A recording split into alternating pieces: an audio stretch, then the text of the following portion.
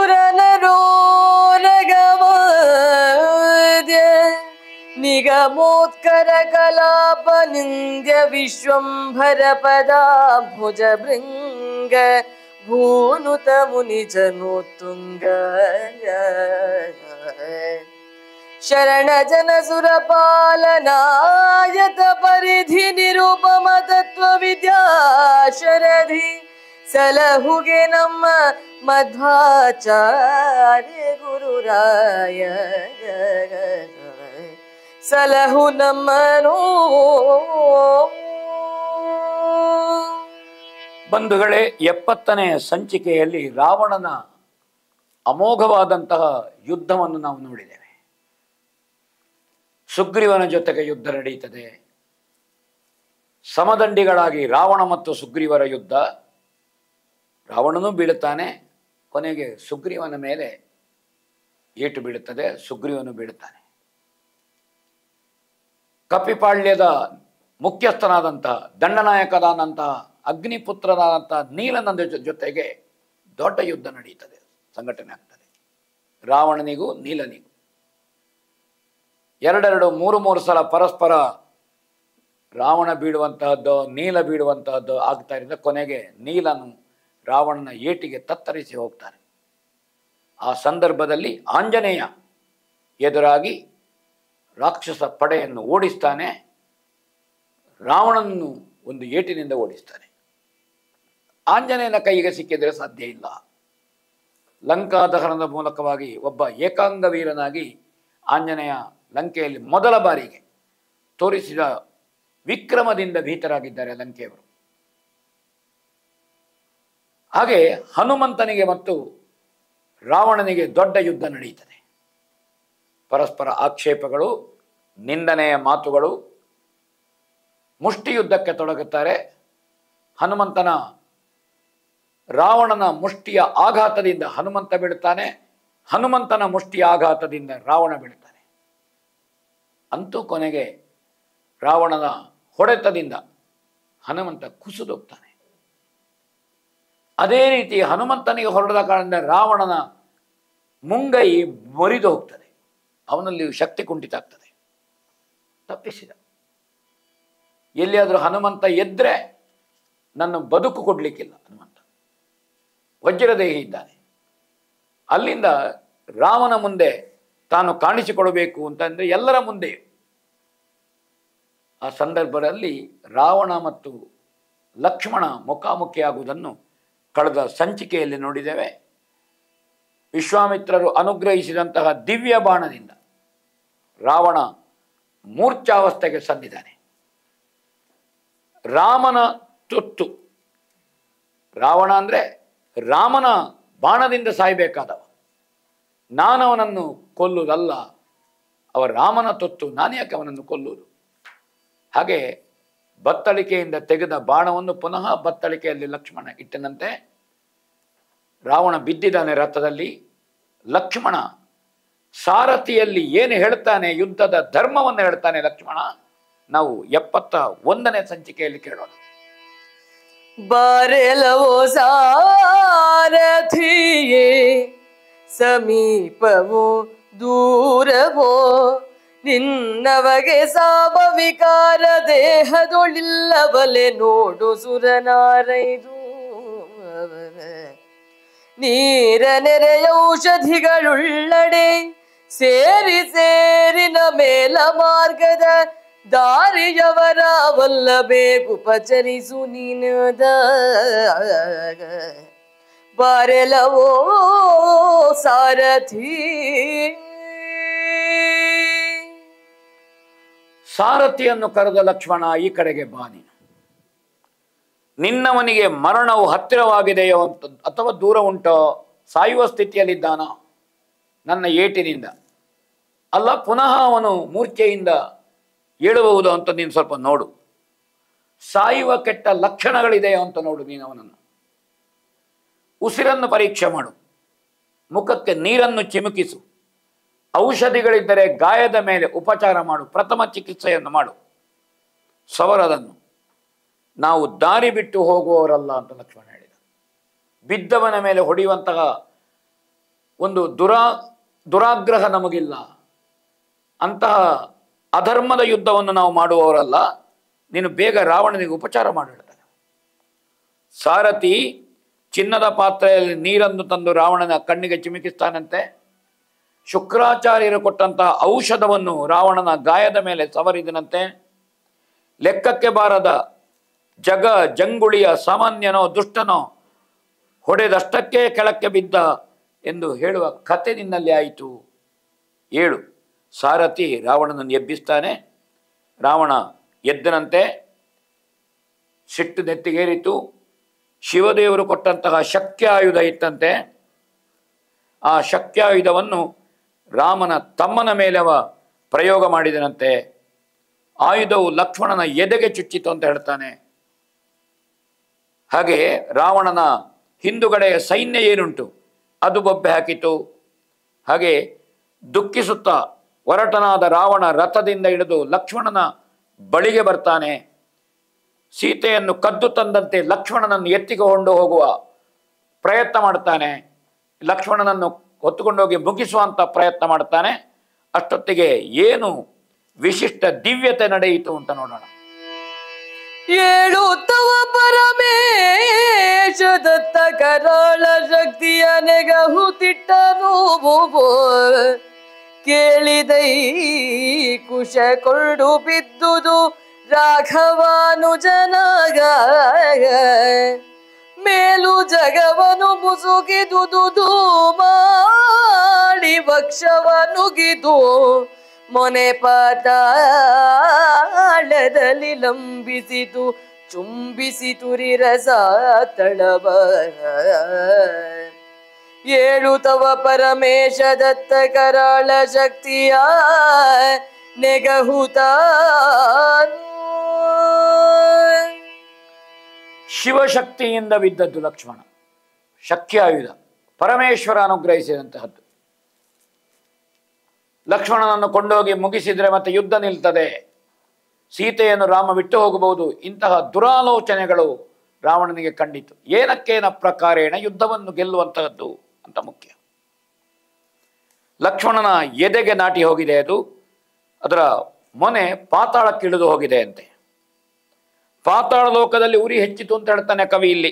ಆ ಬಾಣದಿಂದ ಶತ್ರು ಬಿದ್ದಿದ್ದಾನೆ ಅಂತ ಬೊಬ್ಬೆ ಹಾಕ್ತಾನಂತೆ. ಆದರೆ ಎಷ್ಟು ಹತ್ತಿರ ಹೋದರೂ ಲಕ್ಷ್ಮಣನನ್ನು ಎತ್ತುವ ಪ್ರಯತ್ನ ಮಾಡ್ತಾನೆ ರಾವಣ. ಕೊಂಡೋಗಬೇಕು ಅಂತ ಸೀತೆಗೆ ತೋರಿಸಬೇಕು, ಇವನನ್ನು ಕೊಂಡೋಗಿ ಲಕ್ಷ್ಮಣ ಸತ್ತಿದ್ದಾನೆ. ಇನ್ನೇನು ಸಮಯ ಕಳೆದ್ರೆ ರಾಮನು ಸಾಯ್ತಾನೆ. ತಮ್ಮ ಪ್ರಾಬಲ್ಯವನ್ನು ತೋರಿಸಬೇಕು ಅಂತವ ತಿಳ್ಕೊಳ್ತಾನೆ. ಇವನನ್ನು ಇವನ ಅಣ್ಣನನ್ನು ಕೊಂಡು ಹೋಗಿ ನನ್ನನ್ನು ಒಲ್ಲದ ಸೀತೆಗೆ ನಾ ತೋರಿಸ್ತೇನೆ ಅಂತವ ಯೋಚನೆ ಮಾಡ್ತಾನೆ. ಹಾಗಾದ ಕಾರಣ ಪತಿಯನ್ನೇ ಮನಸ್ಸಿನಲ್ಲಿಟ್ಟುಕೊಂಡಂತಹ ಸೀತೆಗೆ ರಾಮಧ್ಯಾನ ಏನುಂಟು, ಪತಿಯ ಒಟ್ಟಿಗೆ ಅಯೋಧ್ಯೆಗೆ ಹೋಗ್ತೇನೆ ಅಂತ ಏನು ಕಲ್ಪನೆ ಉಂಟು, ಆ ಆಸೆಯಿಂದ ಸೀತೆ ಕುಗ್ಗಿ ಹೋಗ್ತಾಳೆ. ನಾನಿನ್ನು ಪತಿಯ ಪಾದವನ್ನು ಸೇರುವುದಿಲ್ಲ ಅಂತ ತಿಳ್ಕೊಳ್ತಾಳೆ.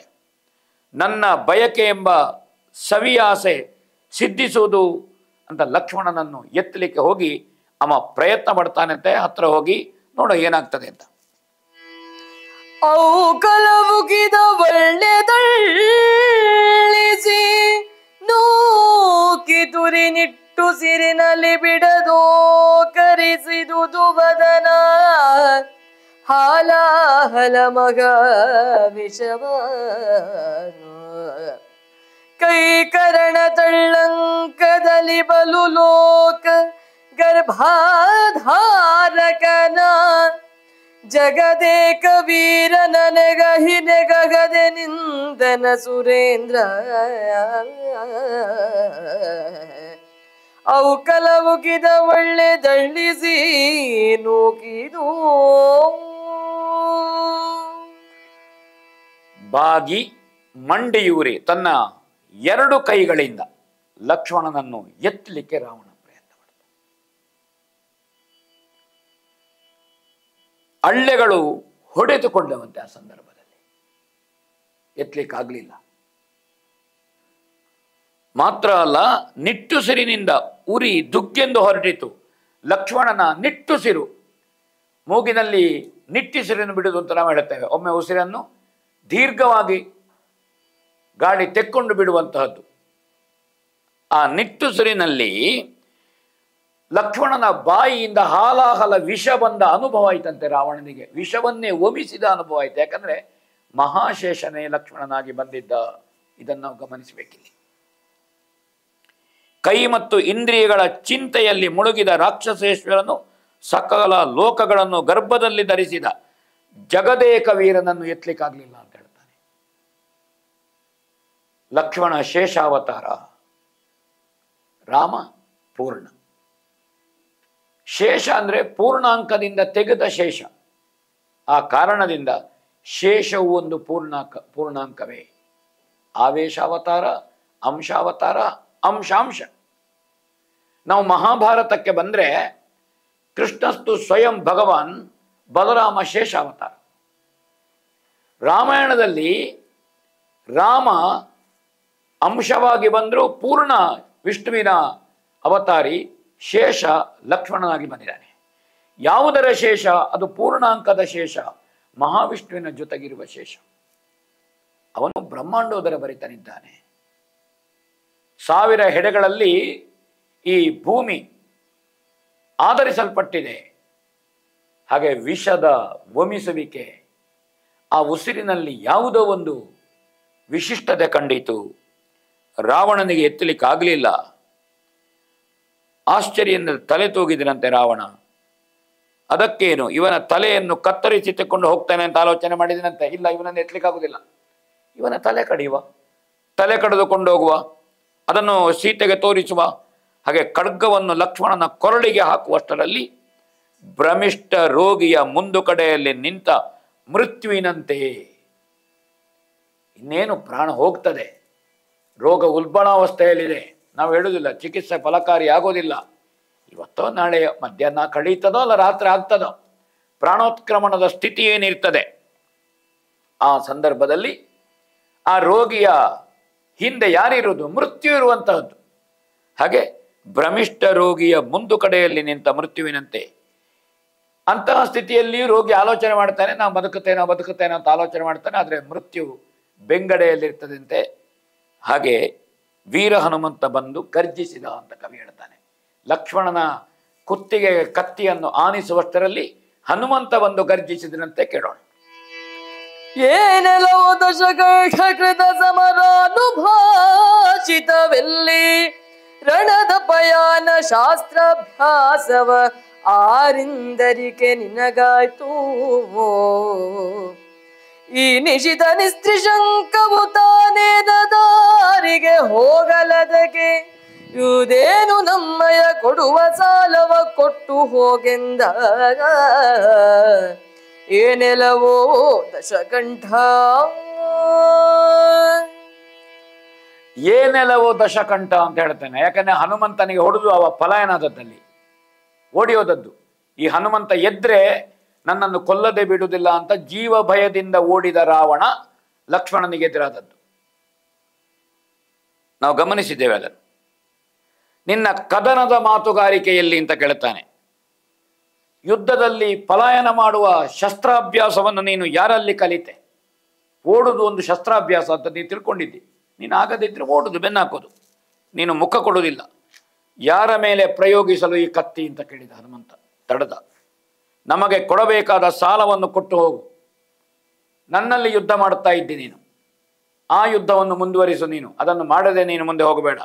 ಹನುಮಂತನ ಮಾತನ್ನು ಕೇಳಿ ರಾವಣನಿಗೆ ನೆತ್ತಿಯೇರಿತಂತೆ ಸಿಟ್ಟು. ಕೈ ಸಡಿಲಿ ಹಿಡಿದಿದ್ದ ಕತ್ತಿ ಕೆಳಕ್ಕೆ ಬಿತ್ತು. ಸಿಟ್ಟು ಬಂತು ಒಂದು ಕಡೆಯಲ್ಲಿ, ಭೀತಿಯಾಯಿತು. ಆ ಭೀತಿಯಿಂದ ಕೈಯಲ್ಲಿದ್ದ ಕತ್ತಿಯ ಕೆಳಗೆ ಬಿತ್ತು. ಹೆದರಿ, ಇಲ್ಲರೆ ಹನುಮಂತ ಕೊಲ್ತಾನೆ, ಈಗ ನೆತ್ತಿಗೆ ಹೊಡಿತಾನೆ. ಹಾಗೆ ಉಸಿರು ನೆತ್ತಿಗೇರಿತು ಅಂತ ಹೇಳ್ತಾನೆ. ಹೆದರಿಕೆಯಿಂದ ಕೈಕಾಲು ನಡುಗಿತಂತೆ. ಮೃತ್ಯು ಪುನಃ ಬಂತು ಅಂತ ರಾವಣನಿಗೆ ಅನ್ನಿಸಿತು. ಪುನಃ ಮೃತ್ಯು ನನ್ನ ಜೊತೆಯಲ್ಲಿದೆ ಅಂತ ಅನ್ನಿಸಿತು. ಲಕ್ಷ್ಮಣನಿಗೆ ಮೃತ್ಯುವಾಗಿ ಬಂದ ರಾವಣ, ರಾವಣನಿಗೆ ಮೃತ್ಯುವಾಗಿ ಬಂದ ಹನುಮಂತ. ಹನುಮಂತ ಚಿರಂಜೀವಿ ಇದ್ದಾನೆ. ಮೃತ್ಯುಂಜಯ ಬಂದರೂ ಅವನಿಗೆ ಮೃತ್ಯು ಇಲ್ಲ. ಅಡಗಿಕೊಳ್ಳೋಣವೆಂದರೆ ಹೆತ್ತ ತಾಯಿಯ ಹೊಟ್ಟೆ ಸಾಕಾಗಲಿಕ್ಕಿಲ್ಲ ಅಂತ ಹೇಳ್ತಾನೆ ರಾವಣ. ನಾನು ಅವತ್ತು ಸಣ್ಣ ಮಗುವಾಗಿದ್ದೆ ತಾಯಿಯ ಹೊಟ್ಟೆಯಿಂದ ಬರುವಾಗ. ಈಗ ದೈತ್ಯ ದೇಹ ಆಗಿದೆ, ತಾಯಿಯ ಹೊಟ್ಟೆಯಲ್ಲಿ ಅಡಗುವುದು ಹೇಗೆ? ಇವನ ಕೈಯಲ್ಲಿ ಬದುಕಬೇಕಲ್ಲ ಅಂತ ಏನು ಮಾಡೋದು ಕಳವಳಗೊಂಡನಂತೆ. ಪೆಟ್ಟು ಕೊಡದೆ ಯುದ್ಧದಲ್ಲಿ ನಮ್ಮನ್ನು ವಂಚಿಸಿ ಬಂದಿದ್ದೆ ನೀನು. ನಿನ್ನನ್ನು ನೋಡಿ ಭೂಮಿ ನುಂಗುವುದಿಲ್ಲ. ನೀನು ಮನಸ್ಸು ಪಡೆಯದಿದ್ದರೆ ನಾನು ಹನುಮಂತನೇ ಎಂದು ಬಿಗಿಯಾಗಿ ತುಟಿ ಕಚ್ಚಿ ಪ್ರಚಂಡ ಬಲ ಹನುಮಂತ ಬಿಗಿದ ಮುಷ್ಟಿಯನ್ನು ತೋರಿಸುತ್ತಾ ರಾವಣನಿಗೆ ಹೇಳ್ತಾನಂತೆ. ಏನು ಹೇಳ್ತಾನೆ ಕೇಳೋಣ. ಕರೆದು ಕೋಬೊಮ್ಮನನು ಭೃಗುಜನ ಬರಿಸು ಮೃತ ಸಂಜೀವನಿಯನು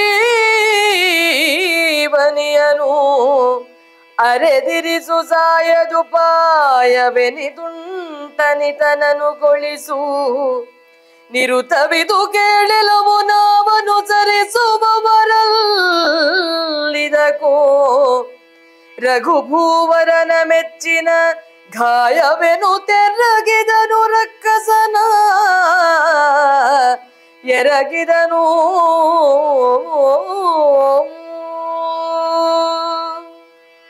ಬ್ರಹ್ಮನನ್ನು ಕರಿ ಅಂತ ಹೇಳ್ತಾನೆ ಹನುಮಂತ. ನಿನಗೆ ಆಯುಷ್ಯ ಕೊಟ್ಟಂತಹ ಬ್ರಹ್ಮ ಇದ್ದಾನಲ್ಲ, ಅನುಗ್ರಹ ಮಾಡಿದ ಬ್ರಹ್ಮ, ನರವಾನರರಿಂದ ಹೊರತು ಯಾರಿಂದಲೂ ಮರಣ ಬರಬಾರದು ಅಂತ ನೀನು ಹೇಳಿದ್ದಿ. ನಾನು ವಾನರ, ನನ್ನ ಕೈಯಿಂದ ಮರಣ ಬರ್ತದೆ. ನೀನು ಬ್ರಹ್ಮನನ್ನು ಬರಲಿಕ್ಕೆ ಹೇಳು. ಬ್ರಹ್ಮ ಕೊಟ್ಟಂತಹ ವರವನ್ನು ತಿದ್ದುಪಡಿ ಮಾಡುವ. ಕಪಿಗಳಿಂದಲೂ ವಾನರದಿಂದಲೂ ಮರಣ ಬರಬಾರದು ಅಂತ ಪುನಃ ನೀನು ಬ್ರಹ್ಮನನ್ನು ಪ್ರಾರ್ಥಿಸಬಹುದು. ಬೇಕಾದ್ರೆ ಅಷ್ಟು ಸಮಯ ಕೊಡ್ತೇನೆ ನಿನಗೆ ಅಂತ ಹನುಮಂತವನಿಗೆ ಹೇಳ್ತಾನೆ. ಬ್ರಹ್ಮನನ್ನು ಕರೆದುಕೋ, ಶುಕ್ರಾಚಾರ್ಯರನ್ನು ಬರಮಾಡು, ಸತ್ತವರನ್ನು ಬದುಕಿಸುವ ಸಂಜೀವಿನಿ ಮಂತ್ರ ಉಂಟು ಅವರ ಹತ್ರ. ಪರಮೇಶ್ವರನ ಹೊಟ್ಟೆ ಒಳಗೆ ಹೋಗಿ 1000 ವರ್ಷ ತಪಸ್ಸು ಮಾಡಿ ಮೃತ ಸಂಜೀವಿನಿ ವಿದ್ಯೆಯನ್ನು ಕಲ್ತವರು ಆಚಾರ್ಯ ಶುಕ್ರರು. ನೀನು ಅವರನ್ನು ಕರ್ಕೊಂಡು ಬಾ. ನೀನು ಸಾಹಿತ್ಯ ಮೃತ ಸಂಜೀವಿನಿಯ ಔಷಧ ನಿನಗೆ ಬೇಕಾದೀತು. ಸಾಯದೇ ಇರುವ ಉಪಾಯಗಳು ಎಷ್ಟುಂಟು ಅದನ್ನೆಲ್ಲ ಸಿದ್ಧಿಸಿಕೋ ಅಂತ ಹೇಳ್ತಾನೆ. ಅದನ್ನೆಲ್ಲ ಸಿದ್ಧಿಸಿಕೋ. ಅದು ತಾಂತ್ರಿಕವೋ ಮಾಂತ್ರಿಕವೋ ಅಥವಾ ಔಷಧದ ಕಾರಣವೋ ಯಾವುದು ಆದೀತು. ಇದು ಸತ್ಯ, ನಾವು ಅನುಸರಿಸಿಕೊಂಡವರಲ್ಲ.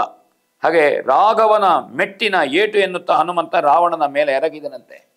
ಲಕ್ಷ್ಮಣನನ್ನು ಬೀಳಿಸಿದ ಕೋಪ ಉಂಟು, ತನ್ನನ್ನು ಬೀಳಿಸಿ ಓಡಿ ಹೋದಂತಹ ಮತ್ತೊಂದು ಸಿಟ್ಟುಂಟು. ಕರುಳಿನ ಚೂರುಗಳು ದಿಕ್ಕು ದಿಕ್ಕಿಗೆ ಚೆಲ್ಲಿ ಹೋದವು.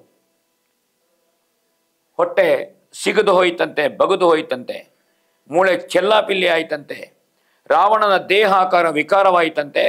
ಸಿಡಿದ ದೇಹದ ರಾವಣನನ್ನು ಕಾಣುತ್ತಾ ಹನುಮಂತನಿಗೆ ಕೋಪ ತಡಿಲಿಕ್ಕಾಗಲಿಲ್ಲ. ಗೋಚರಕ್ಕೆ ಬಾರದಂತೆ ತುಡಿಯುತ್ತಿದ್ದ ರಾವಣನ ಪ್ರಾಣ ಶಿವಬ್ರಹ್ಮರಿತ್ತ ಅತಿಶಯವಾದ ವರಬಲದಿಂದ ಉಳಿಯಿತು ಅಂತ ಕವಿ ಹೇಳಿದ. ಹನುಮಂತನ ಮುಷ್ಟಿಯಿಂದ ರಾವಣ ಸಾಯಬೇಕಾಗಿತ್ತು. ಆದರೆ ಶಿವದೇವರು ಮತ್ತು ಬ್ರಹ್ಮದೇವರು ಕೊಟ್ಟ ವರ ಉಂಟಲ್ಲ ಅವನಿಗೆ. ನಂದಿಯ ಶಾಪ ಉಂಟು, ಎದೆಗೆ ಬಾಣ ಬಿದ್ದರೆ ಮಾತ್ರ ಸಾಯುವುದು. ಶಿವದೇವರ ವರ ಉಂಟು ಅವನಿಗೆ, ಬ್ರಹ್ಮದೇವರ ವರ ಉಂಟು. ಇಂಥದ್ದೆಲ್ಲ ಬೇರೆ ಬೇರೆ ವರಗಳಿದೆ ಅವನಿಗೆ. ಹಾಗಾದ ಕಾರಣ ಆ ವರಬಲದಿಂದ ಉಳಿದುಕೊಂಡಿತು. ರಾವಣನ ಕಳವಳದ ನರಳುವಿಕೆ ಹನುಮಂತನಿಗೆ ಕೇಳಿತಂತೆ. ಅವನು ನರಳುತ್ತಿರೋದು ಹನುಮಂತನಿಗೆ ಗೊಂದಲ ಆಯ್ತಂತೆ. ರಾವಣನ ನರಳಾಟ ಕೇಳೋಣ. ಅಕಟ ಸ್ವಾಮಿ ದ್ರೋಹಿಕೆಯ ಪಾತಕಕ್ಕೆ ಪಕ್ಕಾದೆನೇ ಮಹಾನರಕಕ್ಕೆ ನಾಯಕನಾದೆನೇ ಶಿವ ಶಿವ ಮಹಾದೇವನ ಪ್ರಕಟಿಸಿದೆನೆ ಮೂರ್ಖತೆಯನೋ ಅವ್ಯಕ್ತರಾಮ ಸುಭಾಷಿತದ ಸುಪ್ರಕಟ ಸೂರ್ಯಾತಪಕ್ಕೆ ತಮತಾನಾದನೇಯುದ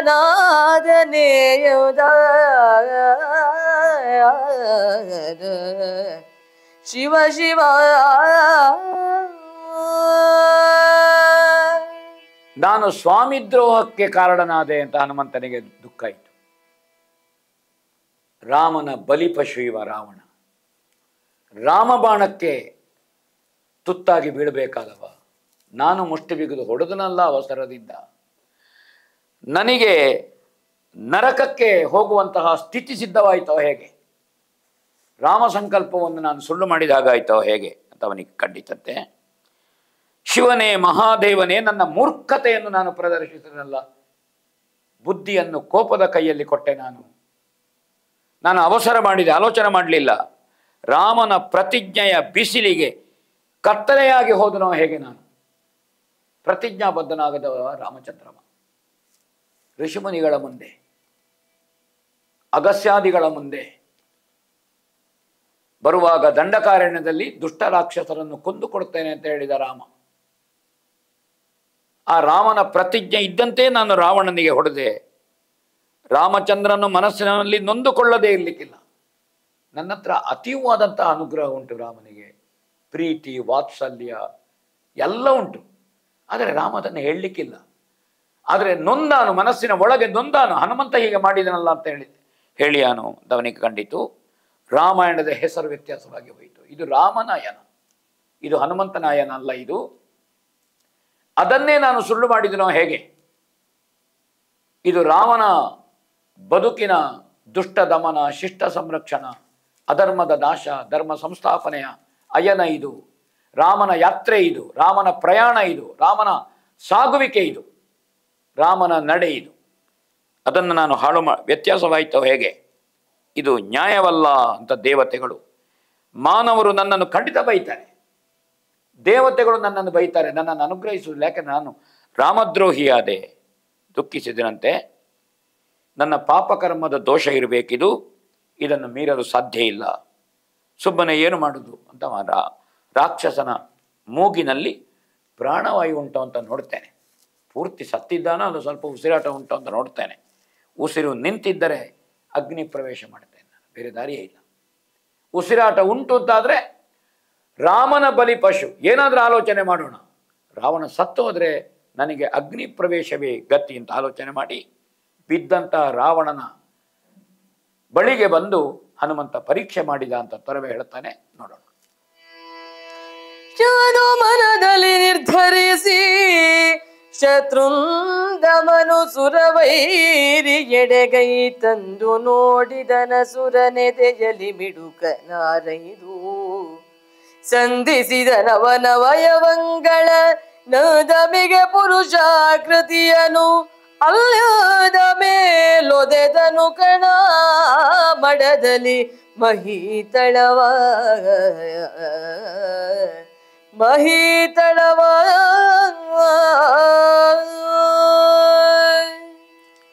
ಹಾಗೆ ನಿಧಾನವಾಗಿ ಹನುಮಂತ ರಾವಣನ ಸಮೀಪಕ್ಕೆ ಬಂದ. ಶತ್ರುಂಜಯನಾದಂತಹ ಹನುಮಂತ ಅಂತ ಕವಿ ಹೇಳ್ತಾನೆ. ಉಸಿರನ್ನು ಪರೀಕ್ಷಿಸಿ ಅವನ ಎದೆಯಲ್ಲಿ ಕಿವಿ ಇಟ್ಟನಂತೆ, ಬಗ್ಗಿ ಸ್ಪಂದನವನ್ನು ನೋಡಿದನಂತೆ. ಸಾಯಲಿಲ್ಲ, ಉಸಿರಾಟ ಉಂಟು, ಹೆಣ ಆಗಲಿಲ್ಲ. ಹಾಗೆ ಅಸ್ತವ್ಯಸ್ತವಾಗಿ ಮುರಿದು ಕುಸಿದ ದುರ್ಬಲವಾದಂಥ ಅವನ ದೇಹ, ಶರೀರ, ಅಂಗಾಂಗಗಳನ್ನು ಮತ್ತೆ ಜೋಡಿಸಿದನಂತೆ. ಅದಕ್ಕೆ ಪುರುಷಾಕೃತಿಯನ್ನು ಕೊಟ್ಟಂತೆ, ಪುನಃ ಅವನ ದೇಹವನ್ನು ಸರಿ ಮಾಡಿದನಂತೆ. ಹಾಗೆ ಹಿಮ್ಮಡಿಯಿಂದ ನೆಲವನ್ನು ಒದ್ದನಂತೆ. ಆ ಸಂದರ್ಭದಲ್ಲಿ ಹನುಮಂತನ ಹೆಜ್ಜೆಯ ಏಟಿಗೆ ಭೂಮಿ ಬಿರುದು ದೇವಗಂಗೆಗೆ ಸಮಾನವಾದಂತಹ ನದಿ ಹುಟ್ಟಿತು, ಅಥವಾ ಪಾತಾಳದಿಂದ ಗಂಗೆ ಚಿಮ್ಮಿದಳು ಅಂತ ತೊರವೆ ವೈಭವೀಕರಿಸಿದ್ದಾನೆ. ಇಂತಹ ಘಟನೆಗಳನ್ನು ವಾಲ್ಮೀಕಿ ಹೇಳಿದ್ದು ನಮಗೆ ಕಾಣುವುದಿಲ್ಲ ಎಲ್ಲಿಯೂ. ವಾಲ್ಮೀಕಿ ರಾಮಾಯಣದಲ್ಲಿ ಯಾವುದೇ ಅತಿಯಾದಂತಹ ವೈಭವೀಕರಣಗಳು, ಇಂತಹ ಪವಾಡಗಳು ನಮಗೆ ಎಲ್ಲಿಯೂ ಕಾಣುವುದಿಲ್ಲ. ಸಹಜವಾಗಿ ಸಾಗುತ್ತಿರುವುದು ಕಾಣ್ತದೆ. ಆದರೆ ಅದನ್ನು ಆಧಾರವಾಗಿಟ್ಟಂತಹ ತೊರವೆಯ ನರಹರಿ ತನ್ನ ಭಾವುಕ ಭಕ್ತಿಯಲ್ಲಿ ವೈಭವೀಕರಣಗಳನ್ನು ತೋರಿಸ್ತಾನೆ. ಇಂತಹ ಅನೇಕ ಸಂದರ್ಭಗಳುಂಟು. ಹಿಂದೆಯೂ ಹಾಗೆ ಕವಿಯ ಕಲ್ಪನೆಯಲ್ಲಿ ಇದು ಮೂಡಿಬಂದಿದೆ. ಈ ಅಸ್ತವಸ್ತವಾದ ದೇಹ ಜೋಡಿಸಿದ, ಪಾತಾಳ ಗಂಗೆಯನ್ನು ಚಿಮ್ಮಿಸಿದ, ರಾವಣನಿಗೆ ನೀರು ಕುಡಿಸಿದ, ಶೈತ್ಯೋಪಚಾರ ಮಾಡಿದ, ಇಂಥ ವಿಷಯಗಳು ಇಲ್ಲಿ ಕಾಣುವುದು ನಮಗೆ ಅದು ಭಾವುಕ ಭಕ್ತಿ ಕಾಣುತ್ತದೆ ಇಲ್ಲಿ. ಹಾಗೆ ದೇವಗಂಗೆಗೆ ಸಮಾನವಾದಂತಹ ನದಿ ಚಿಮ್ಮಿತು. ಅದನ್ನು ನೀರನ್ನು ತೆಕ್ಕೊಂಡು ರಾವಣನ ಎದೆ, ಕಣ್ಣು, ಶರೀರಕ್ಕೆಲ್ಲ ಚಿಮುಕಿಸಿ ಕೈ ಮುಗಿದುಕೊಂಡನಂತೆ. ವಾಯುದೇವನನ್ನು ಹನುಮಂತ ಪ್ರಾರ್ಥಿಸ್ತಾನಂತೆ. ಯಾಕೆಂದರೆ ರಾವಣನನ್ನು ಸಚೇತನಗೊಳಿಸಲಿಕ್ಕೆ ತಂದೆಯನ್ನು ಮಗ ಪ್ರಾರ್ಥಿಸಿದನಂತೆ. ಕೇಳೋಣ. ತರಳತನದಲ್ಲಿ ತಾನು ನಡೆದಿ ದುರುಳತೆಯ ದೂಟಿಕ್ಕಿ ನಿಮ್ಮಯ ಹಿರಿಯತನವನು ಮೆರೆವುದೇ ರಾಕ್ಷಸ ಕುಲಾಧವನ.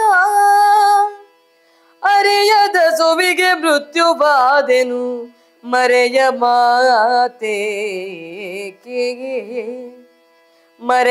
ಮಾತೇಕೆನ್ನ ನಾಳ್ದನ ಚರಣ ಸೇವೆಗೆ ಸಲ್ಲಿಸುವ ತುದ್ಧರಿಸಬೇಕೆಂಬುದ.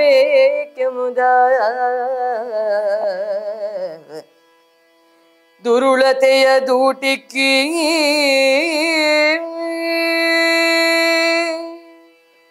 ಹುಡುಗುತನದಿಂದ ನಾನೇನೋ ಮಾಡಿದೆ ಅಂತ ವಾಯುದೇವರ ಹತ್ರ ಪ್ರಾರ್ಥಿಸ್ತಾನೆ. ದುಷ್ಟತನವನ್ನು ನಾನು ಪ್ರಯೋಗ ಮಾಡಿದೆ, ಅದನ್ನು ಪರಿಹರಿಸಿ ನಿಮ್ಮ ಹಿರಿತನವನ್ನು ತೋರಿಸಬೇಕು ಅಂತ ವಾಯುದೇವನ ಹತ್ರ ಹೇಳಿದ. ರಾಕ್ಷಸ ಕುಲಾಧಮನ ಪ್ರಾಣಕ್ಕೆ ನಾನು ಮೃತ್ಯು ಆದೆ ಅಪ್ಪಯ್ಯ. ಅದು ರಾಮಭಕ್ತಿ ಕಾರಣ, ಸೀತಾಭಕ್ತಿ ಕಾರಣ, ಲಕ್ಷ್ಮಣ ಭಕ್ತಿ ಕಾರಣ.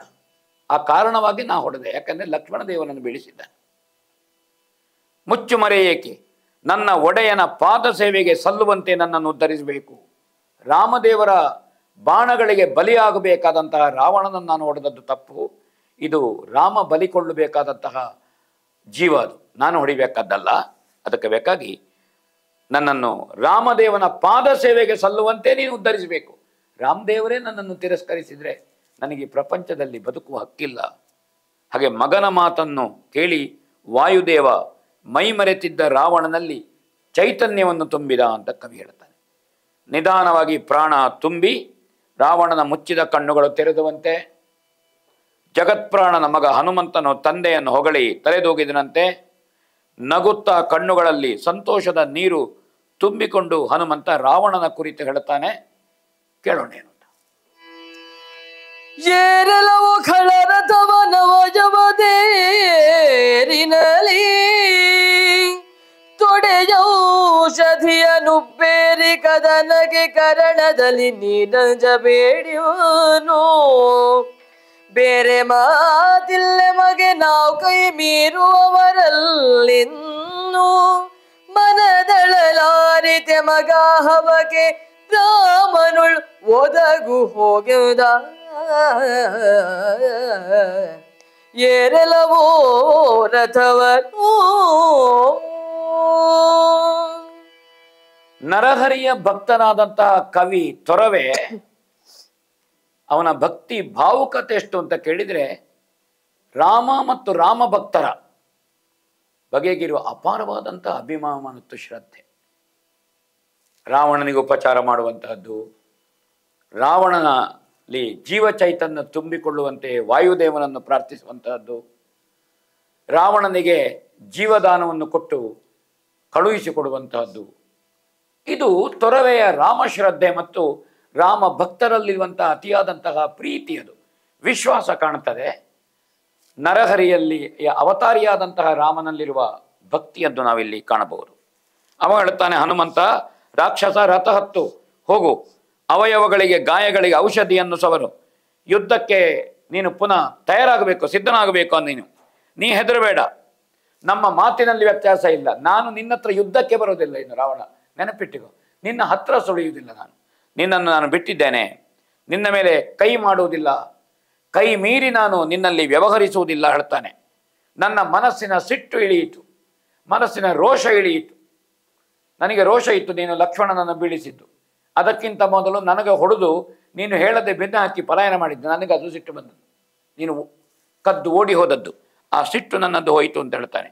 ರಾಮನೊಡನೆ ಯುದ್ಧಕ್ಕೆ ಸಿದ್ಧನಾಗು ನೀನು, ನಿನ್ನನ್ನು ನಾನು ಜೀವದಾನ ಮಾಡಿ ಬಿಟ್ಟಿದ್ದೇನೆ, ಹೋಗು ನಡಿ, ನಿನ್ನೊಡನೆ ಯುದ್ಧ ಮಾಡುವುದಿಲ್ಲ. ರಾಕ್ಷಸರೆಂಬ ಆನೆಗಳಿಗೆ ಸಿಂಹನಾದಂಥ ಅಸುರಾರಿಯ ಆಣೆ, ರಾಮನಾಣೆಯಾಗಿಯೂ ರಾವಣ, ನಾನು ನಿನ್ನಲ್ಲಿ ಯುದ್ಧ ಮಾಡುವುದಿಲ್ಲ, ನೀನು ಹೆದರಬೇಡ, ನಿನಗೆ ಹೊಡೆಯುವುದಿಲ್ಲ ಅಂತ ಹೇಳ್ತಾನೆ. ನಾವು ನಿರಾಸಕ್ತರು ನಿನ್ನ ಜೊತೆಗೆ, ನಾನು ಮಾತಿಗೆ ತಪ್ಪುವುದಿಲ್ಲ, ಇದಕ್ಕೆ ರಾಮನೇ ಸಾಕ್ಷಿ ಇದ್ದಾನೆ. ಹಾಗಾದ್ರೆ ನೀನಿಲ್ಲಿ ಔದಾಸೀನ್ಯದಿಂದ, ನಾಚಿಕೆಗೇಡಿತನದಿಂದ ನೀನಿಲ್ಲಿ ಜೋಮು ಹಿಡಿದು ಕೂತುಕೊಳ್ಳುವುದು ಬೇಡ, ನಿನ್ನನ್ನು ಕೊಲ್ಲುವುದಿಲ್ಲ, ಬೆನ್ನ ಹಾಕಿ ಹೋಗುವಾಗ ಹನುಮಂತ ಹೊಡಿತಾನೆ ಅಂತ ನೀನು ಆಲೋಚನೆ ಮಾಡಬೇಡ. ಹಾಗೆ ಮಾಡಲಿಕ್ಕೆ ನಾನೇನು ರಾಕ್ಷಸನ ನಿನ್ನಾಗೆ? ನಾನು ಹಿಂದಿನಿಂದ ಹೊಡೆಯುವವನಲ್ಲ, ಏನಿದ್ರು ಮುಖಾಮುಖಿ ಯುದ್ಧ ಮಾಡುವ. ಯುದ್ಧದ ಫಲವನ್ನು ಕೊನೆಯಲ್ಲಿ ನೀನು ಕಾಣ್ತಿ. ಅಸುರಾರಿಯಾದ ರಾಮನಲ್ಲಿ ಯುದ್ಧ ಮಾಡು. ಹಾಗೆ ಯುದ್ಧ ಮಾಡಿದರೆ ನಿನಗೆ ಯುದ್ಧದ ಪರಿಣಾಮ ಗೊತ್ತಾಗ್ತದೆ ಕೊನೆಯಲ್ಲಿ. ಹಾಗೆ ಹನುಮಂತ ಜೀವದಾನವನ್ನು ಮಾಡಿಬಿಟ್ಟನಂತೆ. ದೇವತೆಗಳು ಹನುಮಂತನನ್ನು ಬೈದರಂತೆ ಆಕಾಶದಲ್ಲಿ. ಸಾಯುವ ಸ್ಥಿತಿಯಲ್ಲಿದ್ದ ಇವ ಉಪಚಾರ ಮಾಡ್ತಾನೆ. ಹೋಗಿ ಸೀತೆಯನ್ನು ಕದ್ದವನಿಗೆ ಇವ ಉಪಚಾರ ಮಾಡಿದ್ದಾನೆ, ಜೀವದಾನ ಕೊಟ್ಟಿದ್ದಾನೆ. ಈ ರಾಮ ಭಕ್ತನಾದಂಥ ಹನುಮಂತನಿಗೆ ಬೇರೆ ಕೆಲಸ ಇಲ್ಲ ಅಂತ ಹನುಮಂತನ ಬಗೆಗೆ ನಿಂದನೀಯ ಮಾತುಗಳನ್ನಾಡಿದ್ರಂತೆ. ವಾಯುಸುತನನ್ನು ಬೈದ್ರಂತೆ.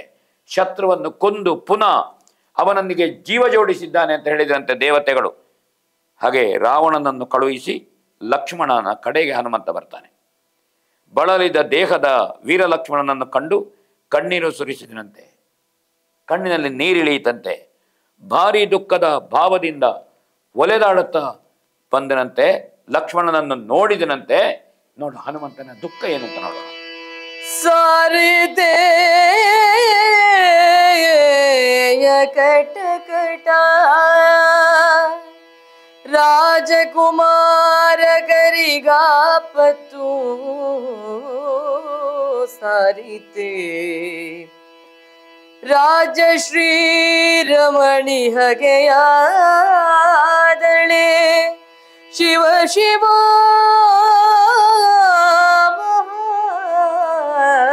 ಮಹಾದೇವ ಸಾರಿತೆ ಅಕಟ ಕಟ ಆಪತ್ತು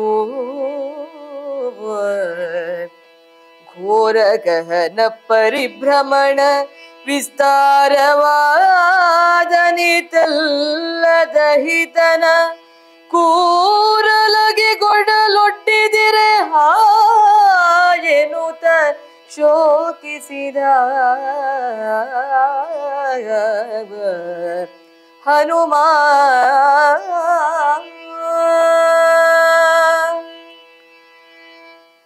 ದುಃಖ ಆಯಿತು, ಕಣ್ಣೀರಿಳಿಯಿತು ಹನುಮಂತನಿಗೆ. ರಾಮನಲ್ಲಿ ಎಷ್ಟು ಶ್ರದ್ಧೆ ಇದೆಯೋ, ಭಕ್ತಿ ಇದೆಯೋ ಅದಕ್ಕಿಂತ ಏನೇನೂ ಕಡಿಮೆ ಅಲ್ಲ ಲಕ್ಷ್ಮಣನ ಕುರಿತಾದಂತಹ ಹನುಮಂತನ ಭಕ್ತಿ. ರಾಮ ಲಕ್ಷ್ಮಣರಲ್ಲಿ ಒಂದು ರೀತಿಯ ಅದ್ವೈತ ಭಾವದ ಭಕ್ತಿ ಉಳ್ಳವನು ಹನುಮಂತ. ಅವ ಹೇಳ್ತಾನೆ, ರಾಜಕುಮಾರರಿಗೆ ಆಪತ್ತು ಬಂತೆ ಶಿವ ಶಿವ. ದಶರಥಾತ್ಮಜನಿಗೆ ರಾಜಕುಮಾರನಿಗೆ ಬಂತ. ಏನು ಶ್ರದ್ಧೆಯಿಂದ ಬಂದಿದ್ದಾನೆ. ಅಣ್ಣನ ಮೇಲಿನ ಅಪಾರವಾದಂತಹ ನಿಷ್ಠೆಯಿಂದ ಬಂದ ಲಕ್ಷ್ಮಣ. 14 ವರ್ಷ ವನವಾಸ, ತನಗೆ ಇಲ್ಲದೇ ಇರುವಂತಹ ವೃತ್ತವನ್ನು ಅಣ್ಣನಿಗೆ ಬೇಕಾಗಿ ಅಪ್ಪಿಕೊಂಡು ಬಂದಂತಹ ಲಕ್ಷ್ಮಣ. ರಾಜ್ಯ ಲಕ್ಷ್ಮಿಯು ಶತ್ರುವಾಗಿ ಹೋಯಿತು ಹೇಳಿ. ಏನಾಯಿತು ಲಕ್ಷ್ಮಣನಿಗೆ? ಎಲ್ಲ ತೊರೆದಿದ್ದಾನೆ.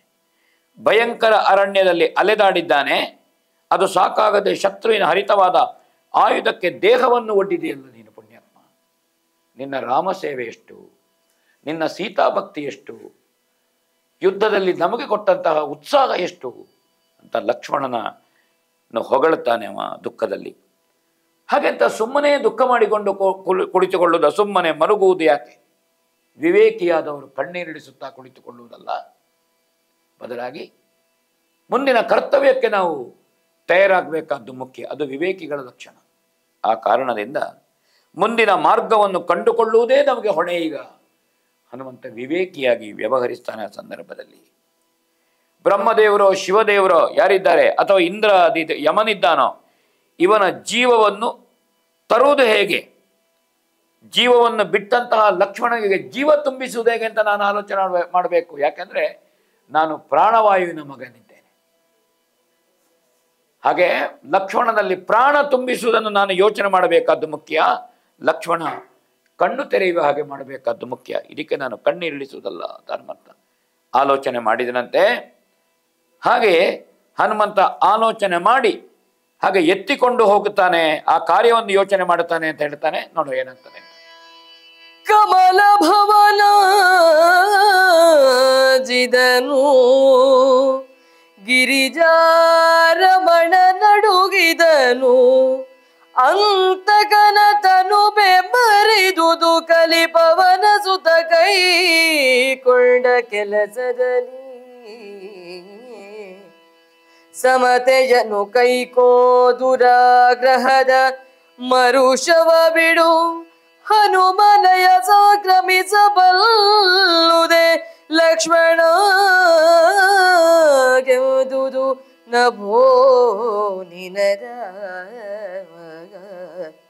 ಲಯ ಸಂಕ್ರಮಿಸಬಲ್ಲು ಲಕ್ಷ್ಮಣಗೆ. ಹನುಮಂತ ಒಮ್ಮೆಲೆ ಗರ್ಜಿಸ್ತಾನೆ. ಬ್ರಹ್ಮದೇವರು, ಶಿವದೇವರು, ಯಮದೇವರು, ನೀವು ಯಾರೇ ಇರಿ, ಲಕ್ಷ್ಮಣಾಂಕನನ್ನು ಎಬ್ಬಿಸಬೇಕಾದ್ದು ಮುಖ್ಯ. ನೀವು ಬೇರೆ ಯಾವ ಅನುಗ್ರಹವೂ ನಿಮ್ಮದು ಬೇಡ ರಾಮಪಕ್ಷಕ್ಕೆ. ಈಗ ಹನುಮಂತನ ಗರ್ಜನೆಯನ್ನು ಕೇಳಿ ಬ್ರಹ್ಮದೇವರು ಹೆದರಿದನಂತೆ, ಈಶ್ವರ ದೇವರು ನಡುಗಿದನಂತೆ, ಯಮನ ಶರೀರ ಬೆವರಿತು. ಹನುಮಂತ ಯೋಮದ ಎತ್ತರಕ್ಕೆ ಬೆಳೆದರೆ ಹನುಮಂತನ ಸಾಮರ್ಥ್ಯವನ್ನು ಕುಗ್ಗಿಸುವುದಕ್ಕೆ ಸಾಧ್ಯ ಇಲ್ಲ. ಎಲ್ಲ ದೇವರುಗಳು ಹನುಮಂತನಿಗೆ ಅನುಗ್ರಹ ಮಾಡಿದ್ದಾರೆ. ಬಾಲ್ಯದಲ್ಲಿ ಸೂರ್ಯನನ್ನು ಹಣ್ಣೆಂದು ಭ್ರಮಿಸಿ ಹಾರಿದಾಗ ದೇವೇಂದ್ರನ ವಜ್ರಾಘಾತದಿಂದ ಬಿದ್ದ ಹನುಮಂತನಿಗೆ ವಾಯುದೇವನ ಅಪೇಕ್ಷೆಯಂತೆ ಎಲ್ಲರೂ ಅನುಗ್ರಹ ಮಾಡಿದ್ದಾರೆ. ಶಿವನ ತ್ರಿಶೂಲ, ಇಂದ್ರನ ವಜ್ರಾಯುಧ, ಬ್ರಹ್ಮದೇವರ ಬ್ರಹ್ಮದಂಡ ಆಗಲಿ ಯಾವುದು ಹನುಮಂತನಿಗೆ ಲಕ್ಷ್ಯ ಅಲ್ಲ. ಅವನ ಗರ್ಜನೆಯಿಂದ ಅವರಿಗೆ ಆತಂಕ ಆಯಿತು. ಏನು ಮಾಡ್ತಾನೋ ಇನ್ನು ಈ ಪುಣ್ಯಾತ್ಮ, ಸಿಟ್ಟಿನಿಂದ ಅಂತ ಯೋಚನೆ ಮಾಡಿದರಂತೆ. ಅವಾಗ ಅಶರೀರವಾಣಿಯಾಯಿತು ಆಕಾಶ. ಸಮಾಧಾನ ತಂದುಕೋ ಹನುಮಂತ, ಕೆಟ್ಟ ಹಠದ ಕ್ರೋಧವನ್ನು ಬಿಡು. ನೀನು ಹಠ ಮಾಡೋದು ಯಾಕೆ, ಕ್ರೋಧ ಮಾಡಬೇಡ ನೀನು ಅಂತ ಹೇಳಿತಂತೆ. ಲಕ್ಷ್ಮಣನಿಗೆ ಸಾವುಂಟಾಗಬಲ್ಲುದೇ ನಭೋವಚನ. ಲಕ್ಷ್ಮಣನಿಗೆ ಸಾವು ಬರ್ತದೇನಾ? ನೀನು ಯಾಕೆ ಅವಿವೇಕಿಯಾಗಿ ವ್ಯವಹರಿಸ್ತಿ? ಲಕ್ಷ್ಮಣನಿಗೆ ಸಾವು ಬರುವುದಿಲ್ಲ. ಸಮಾಧಾನ ಆಯ್ತು ಹನುಮಂತನಿಗೆ. ವಾಯುಪುತ್ರ ಆ ಮಾತನ್ನು ಅನುಸರಿಸಿ ಲಕ್ಷ್ಮಣನ ನಾಡಿ ಹಿಡಿದು ಪರೀಕ್ಷೆ ಮಾಡಿದ. ನಾಡಿ ಮಿಡಿಯುತ್ತಾ ಇತ್ತು. ಪ್ರಾಣ ಪಕ್ಷಿ ಹಾರಿ ಹೋಗಲಿಲ್ಲ ಲಕ್ಷ್ಮಣನದ್ದು. ತಾಯಿ ಮಗುವನ್ನು ಮಡಿಲಿಗೆ ಹಾಕುವಂತೆ ವೀರ ಹನುಮಂತ ಲಕ್ಷ್ಮಣನನ್ನು ಅಪ್ಪಿಕೊಂಡರಂತೆ. ನೋಡಿ, ಹೇಗೆ ಒಬ್ಬಾಕೆ ತಾಯಿ ತನ್ನ ಮಗುವನ್ನು ಆನಿಸಿಕೊಳ್ಳುವಂತಹದ್ದು ಹೇಗೆ, ಹಾಗೆ ಹನುಮಂತ ಲಕ್ಷ್ಮಣನ ಅಪ್ಪಿಕೊಂಡು ರಾಮನ ಬಳಿಗೆ ಕರೆಕೊಂಡು ಬಂದನಂತೆ. ರಥದ ಚಕ್ರಗಳ ಚೀತ್ಕಾರ ಶಬ್ದದ ಜೊತೆಗೆ ರಾವಣ ಹೋಗ್ತಾ ಇದ್ದಾನೆ, ಓಡ್ತಾ ಇದ್ದಾನೆ. ತಾನು ತಂದಂತಹ ಲಕ್ಷ್ಮಣನನ್ನು ತೋರಿಸಿದನಂತೆ ರಾಮದೇವರಿಗೆ. ಹನುಮಂತ ಹೇಳ್ತಾನೆ, ಸ್ವಾಮಿ, ನಿನ್ನ ಅಮೋಘವಾದಂತಹ ಬಿಲ್ಲನ್ನು ಏರಿಸು, ಮೊದಲು ಶತ್ರುವನ್ನು ಹೊಡಿ. ಓಡುವ ರಾವಣನಿಗೆ ನೀನು ಹೊಡಿಬೇಕಾದ್ದು ಮುಖ್ಯ ರಾಮಚಂದ್ರಮ. ಆಮೇಲೆ ನಿನ್ನ ತಮ್ಮನ ಗಾಯವನ್ನು ವಾಸಿ ಮಾಡೋಣ. ನೀನು ಮಾನವನಂತೆ ನಡ್ಕೊಳ್ಬೇಡ. ಈಗ ಅತಿಮಾನವನಾಗು, ಅತಿಮಾನುಷನಾಗು. ರಾವಣನ ಓಡುತ್ತಿರುವ ರಾವಣನನ್ನು ಹೊಡಿ ಅಂತ ಸೂಚನೆ ಕೊಡ್ತಾನೆ. ಆ ಸಂದರ್ಭದಲ್ಲಿ ಏನು ಹದನ ಅಂತ ರಾಮ ಕೇಳ್ತಾನೆ. ಏನು ಹದನೈ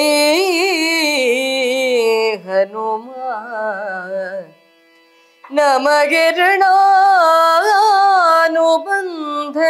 ಉಂಟೆ, ತಮ್ಮನ ಹಾನಿ ನಂಬುಗೆಗಾಗದಲೆ ಪರ್ಯಾಯದಂಬಿಕೆಯ. ಏನು ಮನದನು ಮಾನವನವು ದಶಾನನನ ರಣಕುದಗದಿದೆ ದುಮ್ಮಾನವನು ಬಿಡಿಸಯ್ಯ ಹೇಳೆನ್ನಾಡೆ ಹೇಳುವುದ ಹನುಮ ಹನುಮ. ದುಮ್ಮಾನವನು ಬಿಡಿಸಯ್ಯ ಹನುಮ.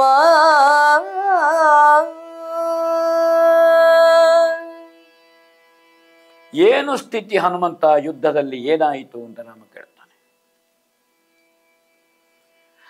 ಬಹುಶಃ ನಮಗೆ ಋಣಾನುಬಂಧ ಇಲ್ವೋ, ಲಕ್ಷ್ಮಣನನ್ನು ಉಳಿಸಿಕೊಳ್ಳುವಂತಹ ಋಣ ಇಲ್ವೋ ಅಂತ ಕೇಳ್ತಾನೆ ರಾಮ. ಚಿಕ್ಕಮ್ಮ ಕೈಕೇಯಿಗೆ,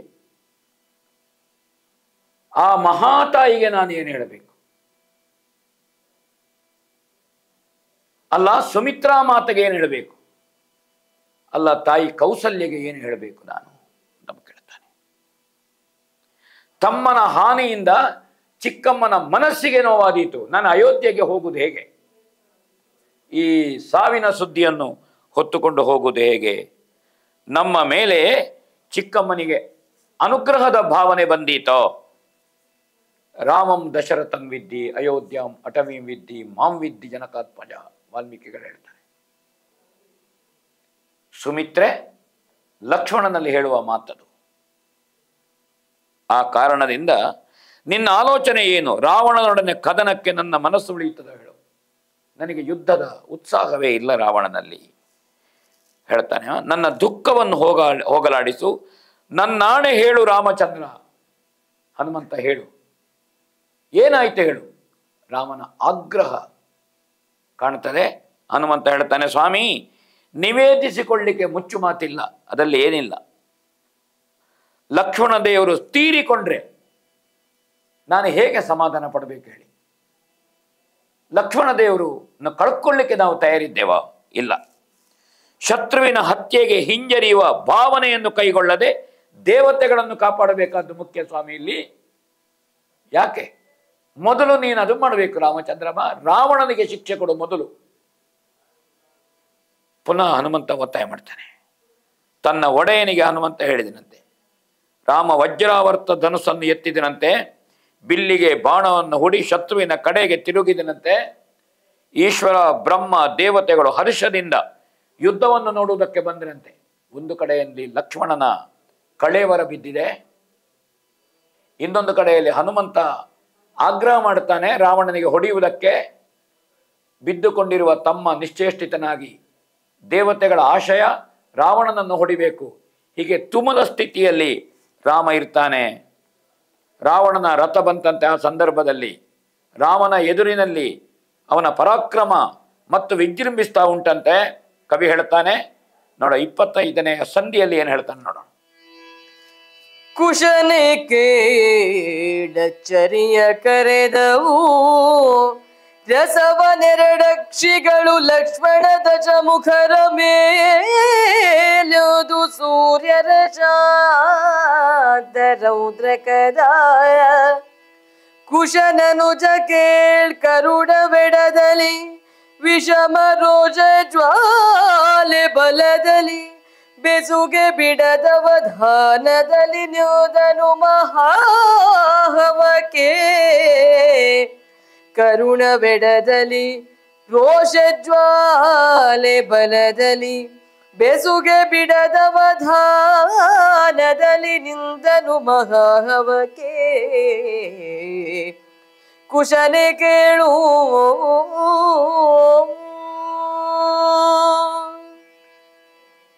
ಕುಶಲವರಲ್ಲಿ ವಾಲ್ಮೀಕಿಗಳು ವಿವರಿಸ್ತಾರೆ, ರಾಮನ ದೃಷ್ಟಿ ಏಕಕಾಲದಲ್ಲಿ ಎರಡು ಕಡೆಗೆ ಬಿತ್ತಂತೆ.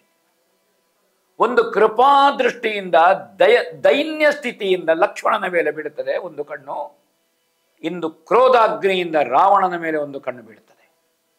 ಏಕಕಾಲಕ್ಕೆ ಒಂದು ಕಡೆಯಿಂದ ಶಾಂತರಸ ಅಂತೆ, ಇನ್ನೊಂದು ಕಣ್ಣಿನಲ್ಲಿ ರೌದ್ರ ರಸ ಸುರಿಸಿತು ಅಂತ ಕವಿ ಹೇಳ್ತಾನೆ. ಒಳ್ಳೆಯ ಕಲ್ಪನೆಯನ್ನಿಲ್ಲಿ ತೊರವೆ ರಾಮನ ಕುರಿತಾದಂತಹ ಅಭಿವ್ಯಕ್ತಿಯನ್ನು ಇಲ್ಲಿ ತೋರಿಸ್ತಾನೆ. ಏಕಕಾಲಕ್ಕೆ ಬಿದ್ದಂತಹ ಲಕ್ಷ್ಮಣನ ಬಗೆಗೆ ಕೃಪಾ ದೃಷ್ಟಿ, ಒಂದು ರೀತಿಯ ಕರುಣಾರಸ, ಒಂದು ರೀತಿಯ ಶಾಂತರಸ. ಇನ್ನೊಂದು ಕಡೆಯಿಂದ ಯುದ್ಧಕ್ಕೆ ಸಿದ್ಧನಾಗಿದ್ದಂತಹ ರಾವಣನ ಬಗೆಗೆ, ಲಕ್ಷ್ಮಣನನ್ನು ಬೀಳಿಸಿದ ರಾವಣನ ಬಗೆಗೆ ಕ್ರೋಧಾಗ್ನಿ. ಎರಡು ಉಂಟು. ಒಂದು ಕಣ್ಣಿನಲ್ಲಿ ನೀರು, ಒಂದು ಕಣ್ಣಿನಲ್ಲಿ ಬೆಂಕಿ, ರೌದ್ರ ರಸ. ಎಡಗಣ್ಣಿನಲ್ಲಿ ಕರುಣ, ಬಲಗಣ್ಣಿನಲ್ಲಿ ಭಯಂಕರವಾದಂತಹ ರೌದ್ರ ಅಂತ ಹೇಳ್ತಾನೆ. ಹಾಗೆ ಎರಡು ದೃಷ್ಟಿ ಕಂಡಿದಂತೆ ಯುದ್ಧಕ್ಕೆ, ಮಹಾಯುದ್ಧಕ್ಕೆ ಏಕಾಗ್ರತೆಯಿಂದ ರಾಮ ಸಿದ್ಧನಾಗ್ತಾನೆ. ಎರಡು ಭಾವಗಳಿದೆ, ಎರಡು ರಸಗಳಿದೆ, ಆದರೂ ವಿಚಲನೆಗೊಳ್ಳದೆ ಏಕಾಗ್ರತೆಯಿಂದ ರಾಮ ಯುದ್ಧಕ್ಕೆ ಸಿದ್ಧನಾಗುತ್ತಾನೆ. ಆಗ ಒಂದು ವಿನಂತಿ ಮಾಡಿದನಂತೆ ಹನುಮಂತ, ಶತ್ರುವಿನ ಶಕ್ತಿಯನ್ನು ನೋಡಬೇಕು ಸ್ವಾಮಿ. ಅವ ಸರ್ವಸನ್ನದ್ಧನಾಗಿ ಸಾರಥಿಯಿಂದ ಎಲ್ಲ ರೀತಿಯಿಂದ ಯುದ್ಧ ಸಿದ್ಧತೆಯಲ್ಲಿದ್ದಾನೆ. ಆದರೆ ತಾವು ಸಾಮಾನ್ಯ ಒಬ್ಬ ಕಾಲಾಳುವಿನಂತೆ ನಿಂತಿದ್ದೀರಿ ಭೂಮಿಯಲ್ಲಿ. ಹೇಳ್ತಾನೆ, ತಾವು ಚಕ್ರವರ್ತಿಗಳಲ್ವೋ, ದಶರಥನ ಮಗ ಅಲ್ವೋ ತಾವು. ಅಂತಹ ಒಬ್ಬ ರಾಕ್ಷಸ ಚಕ್ರವರ್ತಿಯ ಮುಂದೆ ನೀನು ಬರಿಗಾಲಿನಲ್ಲಿ ನಿಂತು ಒಬ್ಬ ಕಾಲಾಳುವಿನ ಹಾಗೆ, ಬರೇ ಒಬ್ಬ ಸೈನಿಕನಾಗೆ ಯುದ್ಧ ಮಾಡುವುದು ಎಷ್ಟು ಸರಿಯಾಗ್ತದೆ?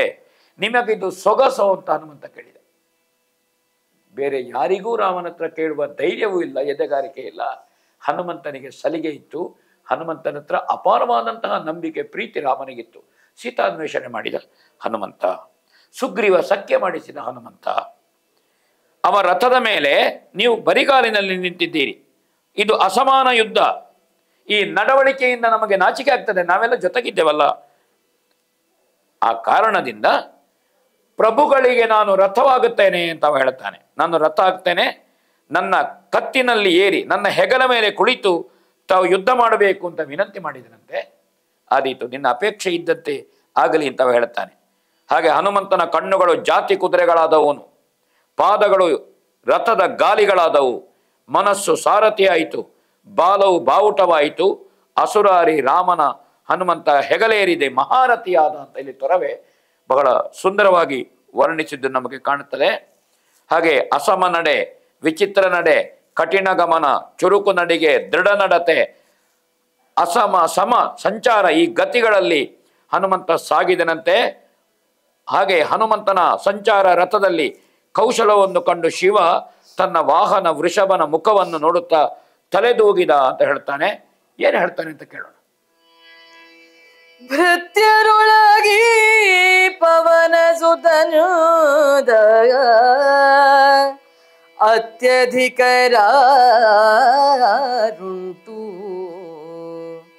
ಅದೇ ಕೃತಕೃತ್ಯನೋ ಸೇವೆಯಲ್ಲಿ ಸೆರೆ ಬಿಡಿದನು ಸನಾತನನ. ನಿತ್ಯ ಶುದ್ಧನ ನಿರ್ವಿಕಲ್ಪನ ಮೃತ್ಯುರಹಿತನೋ ನಾರದನು. ನಿತ್ಯ ಶುದ್ಧನ ನಿರ್ವಿಕಲ್ಪನ ಮೃತ್ಯುರಹಿತನೋ ನಾರದ. ನೃತ್ಯದಲ್ಲಿ ನಲಿದಾಡಿ ಹೊಗಳಿದ ನಂಜನಾಸುತನ, ಹೊಗಳಿದ ನಂಜನಾಸುತನ.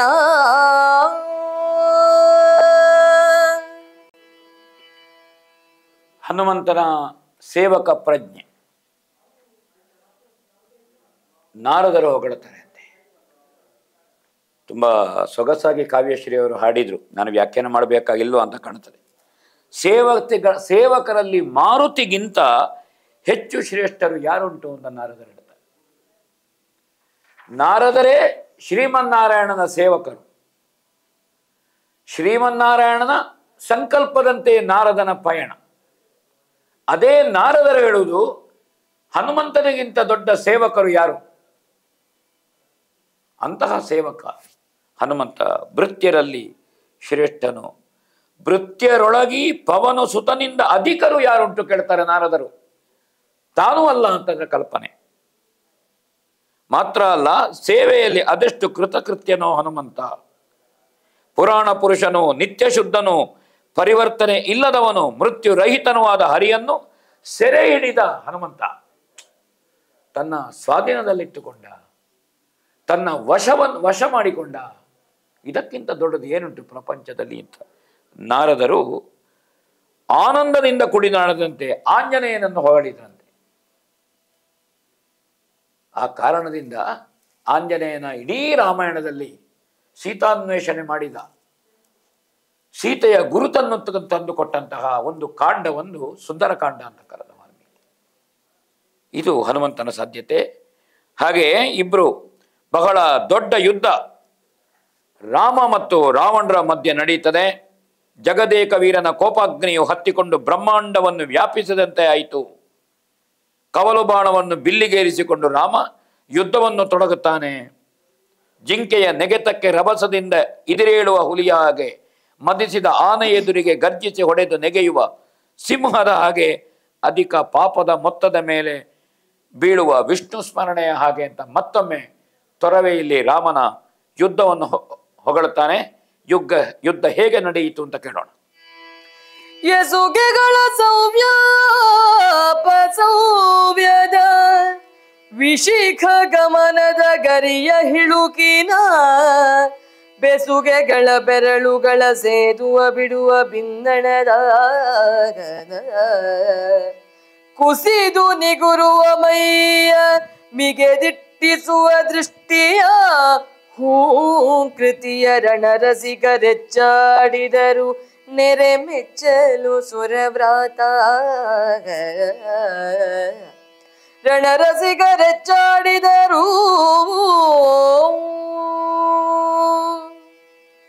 ಎಡಬಲಗಳ ತಾರತಮ್ಯವಿಲ್ಲದೆ ಬಾಣಗಳು ಸವ್ಯಾಪಸವ್ಯವಾಗಿ, ಒಮ್ಮೆ ಬಲಗೈಯಲ್ಲಿ ಬಿಲ್ಲು, ಒಮ್ಮೆ ಎಡಗೈಯಲ್ಲಿ ಬಿಲ್ಲು, ಹೀಗೆ ಯುದ್ಧಗಳು ನಡೆಯಿತು. ಗರಿ ಇರುವ ಬಾಣದ ಹಿಂಭಾಗವನ್ನು ಬೆರಳುಗಳಿಂದ ಬಿಗಿಯಾಗಿ ಹಿಡಿದುಕೊಳ್ಳುವ, ಕೌಶಲದಿಂದ ಬಾಣವನ್ನು ಎಳೆದು ಬಿಡುವ, ಮೈ ಕುಗ್ಗಿಸಿ ನೆಟ್ಟಗೆ ನಿಲ್ಲುವ, ನೆಟ್ಟ ದೃಷ್ಟಿಯಿಂದ ನೋಡುವ, ಹುಂಕಾರ ಮಾಡುವ ಯುದ್ಧ ಪ್ರಿಯರು ದೇವತೆಗಳು ಮೆಚ್ಚಿಕೊಳ್ಳುವ ರೀತಿಯಲ್ಲಿ ಹೊಡೆದರಂತೆ. ಕಡಿಯುವ, ಖಂಡಿಸುವ, ಬಿಡುವ, ತೊಡುವ, ತೊಟ್ಟು ಬಿಡುವ, ಬಿಟ್ಟು ತೊಡುವ ಬಾಣದ ಕೈಯ ಕಸುವನ್ನು, ಕೌಶಲವನ್ನು ಕಂಡ್ರಂತೆ. ಶತ್ರು ಸಾರಥಿಯ ದೇಹದಲ್ಲಿ, ಶತ್ರುವಿನ ಚಿನ್ನದ ರಥದಲ್ಲಿ, ಕುದುರೆಗಳ ದೇಹದಲ್ಲಿ, ಶತ್ರುವಿನ ಅಂಗಾಂಗಗಳಲ್ಲಿ, ಧ್ವಜಸ್ತಂಭದಲ್ಲಿ ಇಡೀ ರಾವಣನನ್ನು ಬಾಣಗಳು ಆವರಿಸಿಕೊಂಡಿತ್ತು. ರಾವಣ ಸಾಮಾನ್ಯನಲ್ಲ, ಹೇಳ್ತಾರೆ ವಾಲ್ಮೀಕಿಗಳು. ಹನುಮಂತನ ಶರೀರದಲ್ಲಿ ರಣಧೀರ ರಘುರಾಜೇಂದ್ರನ ಮೈಯಲ್ಲಿ ನೋಡಿದರು, ಎಲ್ಲಿ ನೋಡಿದರಗಳು ಬಾಣಾವಳಿಗಳು. ಹೀಗೆ ಪರಸ್ಪರ ಆ ರೀತಿಯ ಅಂಗವಿನ್ಯಾಸದ ಕೌಶಲ, ಆಕಾಶಕ್ಕೆ ಆಕಾಶ, ಹೀಗೆ ಹೊಗಳುತ್ತಾರೆ. ನೋಡ ಹೇಗೆ ಹೊಗಳಿದ್ರು ಅಂತ ಕೇಳೋಣ. ಹೊಗಳಲಣೆಗಾಣೆನು ಪುರಾತನ ಯುಗದ ವೀರರೊಳ್ ಇವರ ಸರಿಸಕೆಗೆ ಮಗನಿಗೆ ಲವನೆ ಲವಣಿಯಲಾಗು ಬೇರಿವರಾಗ ಲವನೆ ಕೇಳೆ ಗಗನ ಗಗನಕ್ಕೆ ಜಲಧಿ ಜಲಧಿಗೆ ಮಗುಳ್ದವೇ ಪ್ರತಿ ಗಗನ ಗಗನಕ್ಕೆ ಜಲಧಿ ಜಲಧಿಗೆ ಮಗುಳ್ದವೇ ಪ್ರತಿ ರಾಮ ರಾವಣರಿಗೆ ರಘುಕ್ಷಿತಿನಾಥ ರಾವಣರಲ್ಲದಿಲ್ಲಿಂದಾಗ ಲವನೆ ಕೇಳೈ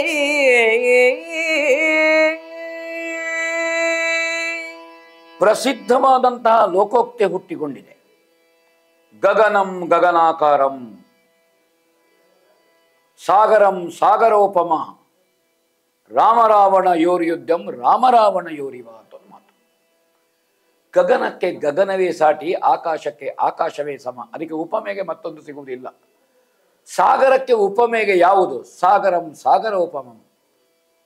ರಾಮರಾವಣರ ಯುದ್ಧಕ್ಕೆ ಯಾವುದು ಉಪಮೆ ಅಂತ ಕೇಳಿದರೆ ರಾಮರಾವಣರ ಯುದ್ಧವೇ ಉಪಮೆ, ಅದಕ್ಕೆ ಉಪಮಾನವಾದಂಥ ಯುದ್ಧ ಮತ್ತೊಂದಿಲ್ಲ. ಅದನ್ನು ಇಲ್ಲಿ ವಾಲ್ಮೀಕಿಗಳು ಹೇಳಿದ್ದಾರೆ ಅಂತ ತೊರವೆಯಲ್ಲಿ ಹೇಳ್ತಾನೆ ಬಹಳ ಸೊಗಸಾಗಿ. ಹಿಂದಿನ ಯುಗದ ವೀರರಲ್ಲಿ ಇವರಿಗೆ ಸಮಾನರಾದಂತಹ ವೀರರನ್ನು ಕಾಣೆ, ಇವರ ಚಲನೆಯ ಅಂಗವಿನ್ಯಾಸದ ಕೌಶಲವೇ ಬೇರೆ, ಆಕಾಶಕ್ಕೆ ಆಕಾಶ, ಗಗನಂ ಗಗನಾಕಾರಂ. ಇದನ್ನು ಇಲ್ಲಿ ಹೇಳ್ತಾನೆ. ಸಮುದ್ರಕ್ಕೆ ಸಮುದ್ರ ಒಂದಕ್ಕೊಂದು ಸರಿ, ಸಾಗರಂ ಸಾಗರೋಪಮ ಹೊಗಳುತ್ತಾನೆ. ಅದೇ ರೀತಿ ರಾಮ ರಾವಣರಿಗೆ ರಾಮರಾವಣರು ಸರಿಯೇ ವಿನಃ ಬೇರೆ ಯಾರೂ ಇಲ್ಲ ಅಂತ ವಾಲ್ಮೀಕಿ ಹೇಳಿದ್ರಂತೆ.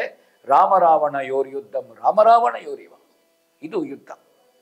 ಇಡೀ ನಾವು ಯುದ್ಧ ಕಾಂಡವನ್ನು ತೆಕ್ಕೊಂಡ್ರೆ ಇಲ್ಲಿ ಆಗುವಂತಹ ಯುದ್ಧ ಏನಿದೆ, ರಾಮರಾವಣರ ಯುದ್ಧ, ಕುಂಭಕರ್ಣ ಕಾಳಗಕ್ಕಿಂತ ಮೊದಲು ಆಗುವಂತಹ ಯುದ್ಧ, ಇದು ಲಂಕೆಯಲ್ಲಿ ಅಮೋಘವಾದಂತಹ ಯುದ್ಧ, ರಾಮರಾವಣರ ಒಳಗಾಗುವಂತಹದ್ದು. ಇನ್ನೊಂದು ರಾವಣ ವಧೆಗಿಂತ ಮೊದಲು ಏಕಾಂಗ ವೀರನಾಗಿ ರಾಮ ಮಾಡುವಂತಹ ಯುದ್ಧ, ಸರ್ವ ರಾವಣನ ಮೂಲ ಸೈನ್ಯವನ್ನು ಸರ್ವನಾಶ ಮಾಡುವಂತಹದ್ದು. ದೇವತೆಗಳು, ಕಪಿಗಳು, ರಾಮಸೇನೆ ನಿಂತ ನಿಲುವಿನಲ್ಲಿ ನಿಶ್ಚಲರಾಗಿ ಬಿಟ್ಟ ಕಣ್ಣಿನಲ್ಲಿ ನೋಡಿದ ಯುದ್ಧ ಒಬ್ಬ ಏಕಾಂಗ ವೀರನಾಗಿ. ಜನಸ್ಥಾನದಲ್ಲಿ 14,000 ರಾಕ್ಷಸರನ್ನು ಮುಕ್ಕಾಲು ಮೂರ್ತ ಗಳಿಗೆಯಲ್ಲಿ ಏಕಾಂಗ ವೀರನಾಗಿ ಕೆಡ ಹಾಕಿದ ರಾಮ, ರಾಮನ ಬಿಲ್ಗಾರಿಕೆ, ರಾಮನ ಯೋಗ್ಯತೆ ರಾವಣದಲ್ಲಿ ಗೊತ್ತಾಗುವಂತಹ ಸನ್ನಿವೇಶಗಳಿದು. ಆ ತೆರನಾದ ದೀರ್ಘ ಕದನದಿಂದ ದೇವತೆಗಳಿಗೆ ಬೇಸರ ಹುಟ್ಟಿ ಹೋಯ್ತಂತೆ. ಸೂರ್ಯನು ಪಶ್ಚಿಮ ಸಮುದ್ರದ ಎಲ್ಲೆಯನ್ನು ಸೇರುವ ಪ್ರಯತ್ನ ಮಾಡಿದರಂತೆ ಆ ಸಂದರ್ಭದಲ್ಲಿ. ಆದರೆ ರಾಮರಾವಣರಿಗೆ ಆಯಾಸ ಆಗಲಿಲ್ಲ ಅಂತ ಕವಿ ಹೇಳುತ್ತಾನೆ. ಹಲವರೊಡನೆ ಒಂದೇ ಸಮನೆ ಹೋರಾಡಿ ಬಳಲಿದ ಇವರನ್ನು ಕೊಲ್ಲುವುದರಲ್ಲಿ ರಾಮನದೇನು ಹಿರಿಮೆ ಅಂತ ಜನ ನಕ್ಕಾರು ಅಂತ ಹೇಳ್ತಾನೆ. ಇಂದಿಗೆ ಇವನನ್ನು ಉಳಿಸಿ ಕಳುಹಿಸಲೇ ಕೆರಳಿ ಕೊಲ್ಲಲಿ, ಇದರಲ್ಲಿ ನಿನ್ನ ಅಭಿಪ್ರಾಯವೇನು ಅಂತ ರಾಮ ಕೇಳಿದ. ಇಷ್ಟು ಯುದ್ಧ ಆಯಿತು, ಬಳಲಿ ಹೋಗಿದ್ದಾನೆ. ನಾನು ಈಗ ಕೊಂದ್ರೆ ಜನ ಏನು ಹೇಳ್ಬೋದು, ಸೋತು ಬಳಲಿದ್ದಾನೆ, ಬಳಲಿದ ರಾವಣನನ್ನು ರಾಮ ಕೊಂದ ಅಂತ ಹೇಳಿಯಾರು. ಇದು ರಾಮನ ವಿವೇಕ. ಅವ ಸಮದಂಡಿ ಅಲ್ಲ, ಈಗ ದುರ್ಬಲನಾಗಿದ್ದಾನೆ. ಈ ದುರ್ಬಲನಾದಂತಹ ರಾವಣನನ್ನು ನಾನು ಕೊಲ್ಲುವುದರಲ್ಲಿ ಏನುಂಟು ಹನುಮಂತನೇ ಹೇಳು. ಅವ ಪ್ರಬಲನಾಗಿದ್ದಾಗ ನಾನು ಕೊಲ್ಲಬೇಕಾದ್ದು ಮುಖ್ಯ, ದುರ್ಬಲನಾಗಿದ್ದಾಗ ಅಲ್ಲ ಹೇಳ್ತಾನೆ. ಇದು ವೀರರ ನಡವಳಿಕೆ ಎಂಬುದರಲ್ಲಿ ಸಂದೇಹವಿಲ್ಲ. ಇವತ್ತಿಗೆ ಶತ್ರುವನ್ನು ಕೊಲ್ಲುವುದು ಅನುಚಿತ ಎಂದು ಹನುಮಂತ ಹೇಳಿದ್ದಾನೆ. ಹನುಮಂತನು ಧಾರ್ಮಿಕ ಪ್ರಜ್ಞೆ ಉಳ್ಳವ. ಇದು ವೀರರ ನಡವಳಿಕೆ ಅಲ್ಲ ರಾಮದೇವರೇ. ಅವ ದುರ್ಬಲನಾಗಿದ್ದಾನೆ, ಶಕ್ತಿ ಕುಂದಿ ಹೋಗಿದೆ, ಮೈಯಲ್ಲಿ ಕಸುವಿಲ್ಲ. ಈ ಸ್ಥಿತಿಯಲ್ಲಿ ರಾವಣನನ್ನು ಕೊಲ್ಲುವುದು ದೊಡ್ಡ ಸಂಗತಿಯಲ್ಲ. 10 ಕೈಗಳಲ್ಲಿ ಹಿಡಿದುಕೊಂಡು ಕೌಶಲದಿಂದ ಬರುತ್ತಿದ್ದ ಬಾಣ, ಅದು ಆ 10 ಬಿಲ್ಲು ಕತ್ತರಿಸಿ ಹೋಯಿತಂತೆ. ಆ ಚುರುಕಿನಿಂದ ಯುದ್ಧ ಮಾಡಲಿಕ್ಕೆ ಆಗಲಿಲ್ಲಂತೆ. ಹುಲಿಯ ಗಂಟಲಿನಲ್ಲಿರುವ ಹುಲ್ಲೆಯನ್ನು ಅಲ್ಲಾಡಿಸಿ ತೆಗೆಯಲು ಬಂದ ಜಿಂಕೆಯ ಶೌರ್ಯವನ್ನು ನೋಡು ಸಾರಥಿ ಎಂದು ರಾವಣನು ಕತ್ತಿಯನ್ನು ಸೆಳೆದನಂತೆ. ರಾಮನು ಹನುಮಂತ, ಸಿಂಹಿಣಿಯನ್ನು ಮೊಲ ಕದ್ದುಕೊಂಡು ಹೋಗಿ ಜಗತ್ತಿನಲ್ಲಿ ಬದುಕಲಿಕ್ಕುಂಟ ಹೇಳು. ಸಿಂಹಿಣಿಯನ್ನು ಮೊಲ ಕದ್ದುಕೊಂಡು ಹೋಗ್ಲಿಕ್ಕುಂಟ ಪ್ರಪಂಚದಲ್ಲಿ? ಇಲ್ಲಲ್ಲ. ಹಾಗೆ ರಾವಣನ ಮೇಲೆ ಬಾಣವನ್ನು ಬಿಟ್ಟ ಕೆರಳಿ ಅಂತ ಹೇಳ್ತಾನೆ. ರಾಮನ ಬಿಟ್ಟ ಬಾಣವು ರಾವಣನ ಕತ್ತಿಯನ್ನು ಹಾರಿಸಿದಂತೆ, ಕಿರೀಟವನ್ನು ಬಿಸಾಡಿದಂತೆ, ರಾಮನನ್ನು ಕೇಳಿದಂತೆ, ಶತ್ರುವಿನ ಗರ್ವಕ್ಕೆ ಅಂಜದೆ ಅಳುಕದೆ ನಿನ್ನ ಮನಸ್ಸಿಗೆ ಬಂದುದನ್ನು ಮಾಡು, ಬಾಣಕ್ಕೆ ಅಪ್ಪಣೆ ಮಾಡಿದನಂತೆ. ನಿನಗೆ ಎಂತ ಬೇಕಾದನ್ನು ಮಾಡಿಬಿಡು ಅಂತ ರಾಮ ಬಾಣಕ್ಕೆ ಅಪ್ಪಣೆ ಮಾಡಿದನಂತೆ. ಹಾಗೆ ಆ ಬಾಣ ಬಂದು ರಾಮನ ಬಳಿಯಿಂದ ರಾವಣನ ಹಾರ, ರತ್ನ, ತೋಳುಬಂದಿ, ಅವನ ಆಭರಣ ಎಲ್ಲ ಕಳಚಿ ಹಾಕಿತು. ವಿಶ್ವಾಮಿತ್ರರು ಕೊಟ್ಟಂತಹ ಸಜೀವ ಶರ ನಿರ್ದೇಶನ ಕೊಟ್ಟರೆ ಸಾಕು, ರಾವಣನನ್ನು ನಿರಾಭರಣ ಮಾಡಿತು ಬಾಣ, ಎಲ್ಲ ಕಳಚಿ ಹಾಕಿತ್ತು ಅಂತ ಕವಿ ಹೇಳ್ತಾನೆ. ಎಲ್ಲ ಬಿದ್ದು ಹೋಯ್ತಂತೆ. ಆ ವಸ್ತ್ರ ಹರಿದು ಹೋಯ್ತಂತೆ ಸೊಂಟದಲ್ಲಿದ್ದದ್ದು. ಇದನ್ನು ನೋಡಿ ದೇವತಾ ಸ್ತ್ರೀಯರು ನಗೆಯಾಡಿದ್ರಂತೆ. ಅದನ್ನು ಬಾಣವು ರಥದ ಕುದುರೆಯನ್ನು ಬೀಳಿಸಿದಂತೆ, ರಾವಣನ ಕಿರೀಟವನ್ನು ಹಾರಿಸಿದಂತೆ, ಚಕ್ರವನ್ನು ಕಳಚಿ ಹಾಕುವಂತೆ ಮಾಡಿದಂತೆ, ಧ್ವಜಸ್ತಂಭ ಮುರಿದು ಹೋಯ್ತಂತೆ. ಹಾಗೆ ರಾವಣ ಏನೆಲ್ಲ ಹೊಂದಿಕೊಂಡು ಬಂದಿದ್ದ ಇದನ್ನೆಲ್ಲ ಆ ಬಾಣಗಳು ಕಳಚಿ ಬೀಳುವಂತೆ ಮಾಡಿತು ಅಂತ ಹೇಳುತ್ತಾನೆ. ರಾವಣನಲ್ಲಿ ಏನಿಲ್ಲ ಈಗ ಮೈಯಲ್ಲಿ. ಆ ಸ್ಥಿತಿಗೆ ರಾಮ ಬಾಣ ತಂದು ನಿಲ್ಲಿಸಿತು. ಕೇಳೋಣ ಏನಾಯ್ತು. ಹೊರೆದ ಸಂಸಾರ ಬುಧಿಯನುತ್ತರಿಸಿ ತಾಪತ್ರಯದ ಬೇಗೆಯ ಹರವರೆಯ ನುರೆದಾಟಿ ಮದ ಮತ್ಸರವ ನುರೆಜರೆದು ಸ್ಮರಣಗಾಡಿಯ ಗೆಲಿದ ಹಿಂಸಾ ಪರಮಧರ್ಮವೇ ಎಂಬ ಜಿನ ಋಷಿವರನವೋಲು ದಿಗಂಬರದಲೆಸೆದಿರ್ದನ ಸುರೇಂದ್ರ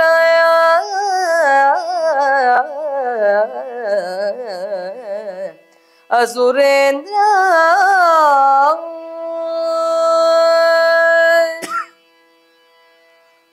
ಎಷ್ಟು ಶ್ರೀಮಂತಿಕೆ, ದರ್ಪ, ಅಹಂಕಾರ, ಶಕ್ತಿ ಇದ್ದರೇನು, ಮಾನ ಮುಚ್ಚಿಕೊಳ್ಳುವುದಕ್ಕೆ ಬಟ್ಟೆ ಇಲ್ಲ ಅಂತಂದ ಮೇಲೆ ಏನಿದ್ದರೇನು. ತುಂಬ ಉಪಮವಾಗಿ ತೊರವೆ ಬಳಸಿದ್ದು ನೋಡಿ. ಸಂಸಾರ ಸಾಗರವನ್ನು ದಾಟಿ ಹೊರೆದ ಸಂಸಾರಾಂಬುದಿಯನ್ನು ಉತ್ತರಿಸಿ ತಾಪತ್ರಯದ ಬೇಗೆಯ ಆಧ್ಯಾತ್ಮಿಕ, ಆದಿದೈವಿಕ ಮತ್ತು ಆದಿ ಭೌತಿಕ ಎಂಬ 3 ಬಗೆಯ ತಾಪತ್ರಯಗಳು. ಸಾವಿರಾರು ತಾಪತ್ರಯ ಅಂತ ತಾಪತ್ರಯ 3 ಇರುವಂತಹದ್ದು. ಒಂದು ಆದಿ ದೈವಿಕ, ದೇವರ ಸಂಬಂಧವಾದದ್ದು. ಇನ್ನೊಂದು ಆಧ್ಯಾತ್ಮಿಕವಾದದ್ದು, ಆತ್ಮ ಪರಮಾತ್ಮನಿಗೆ ಸಂಬಂಧಪಟ್ಟದ್ದು. ಇನ್ನೊಂದು ಆದಿ ಭೌತಿಕವಾದದ್ದು.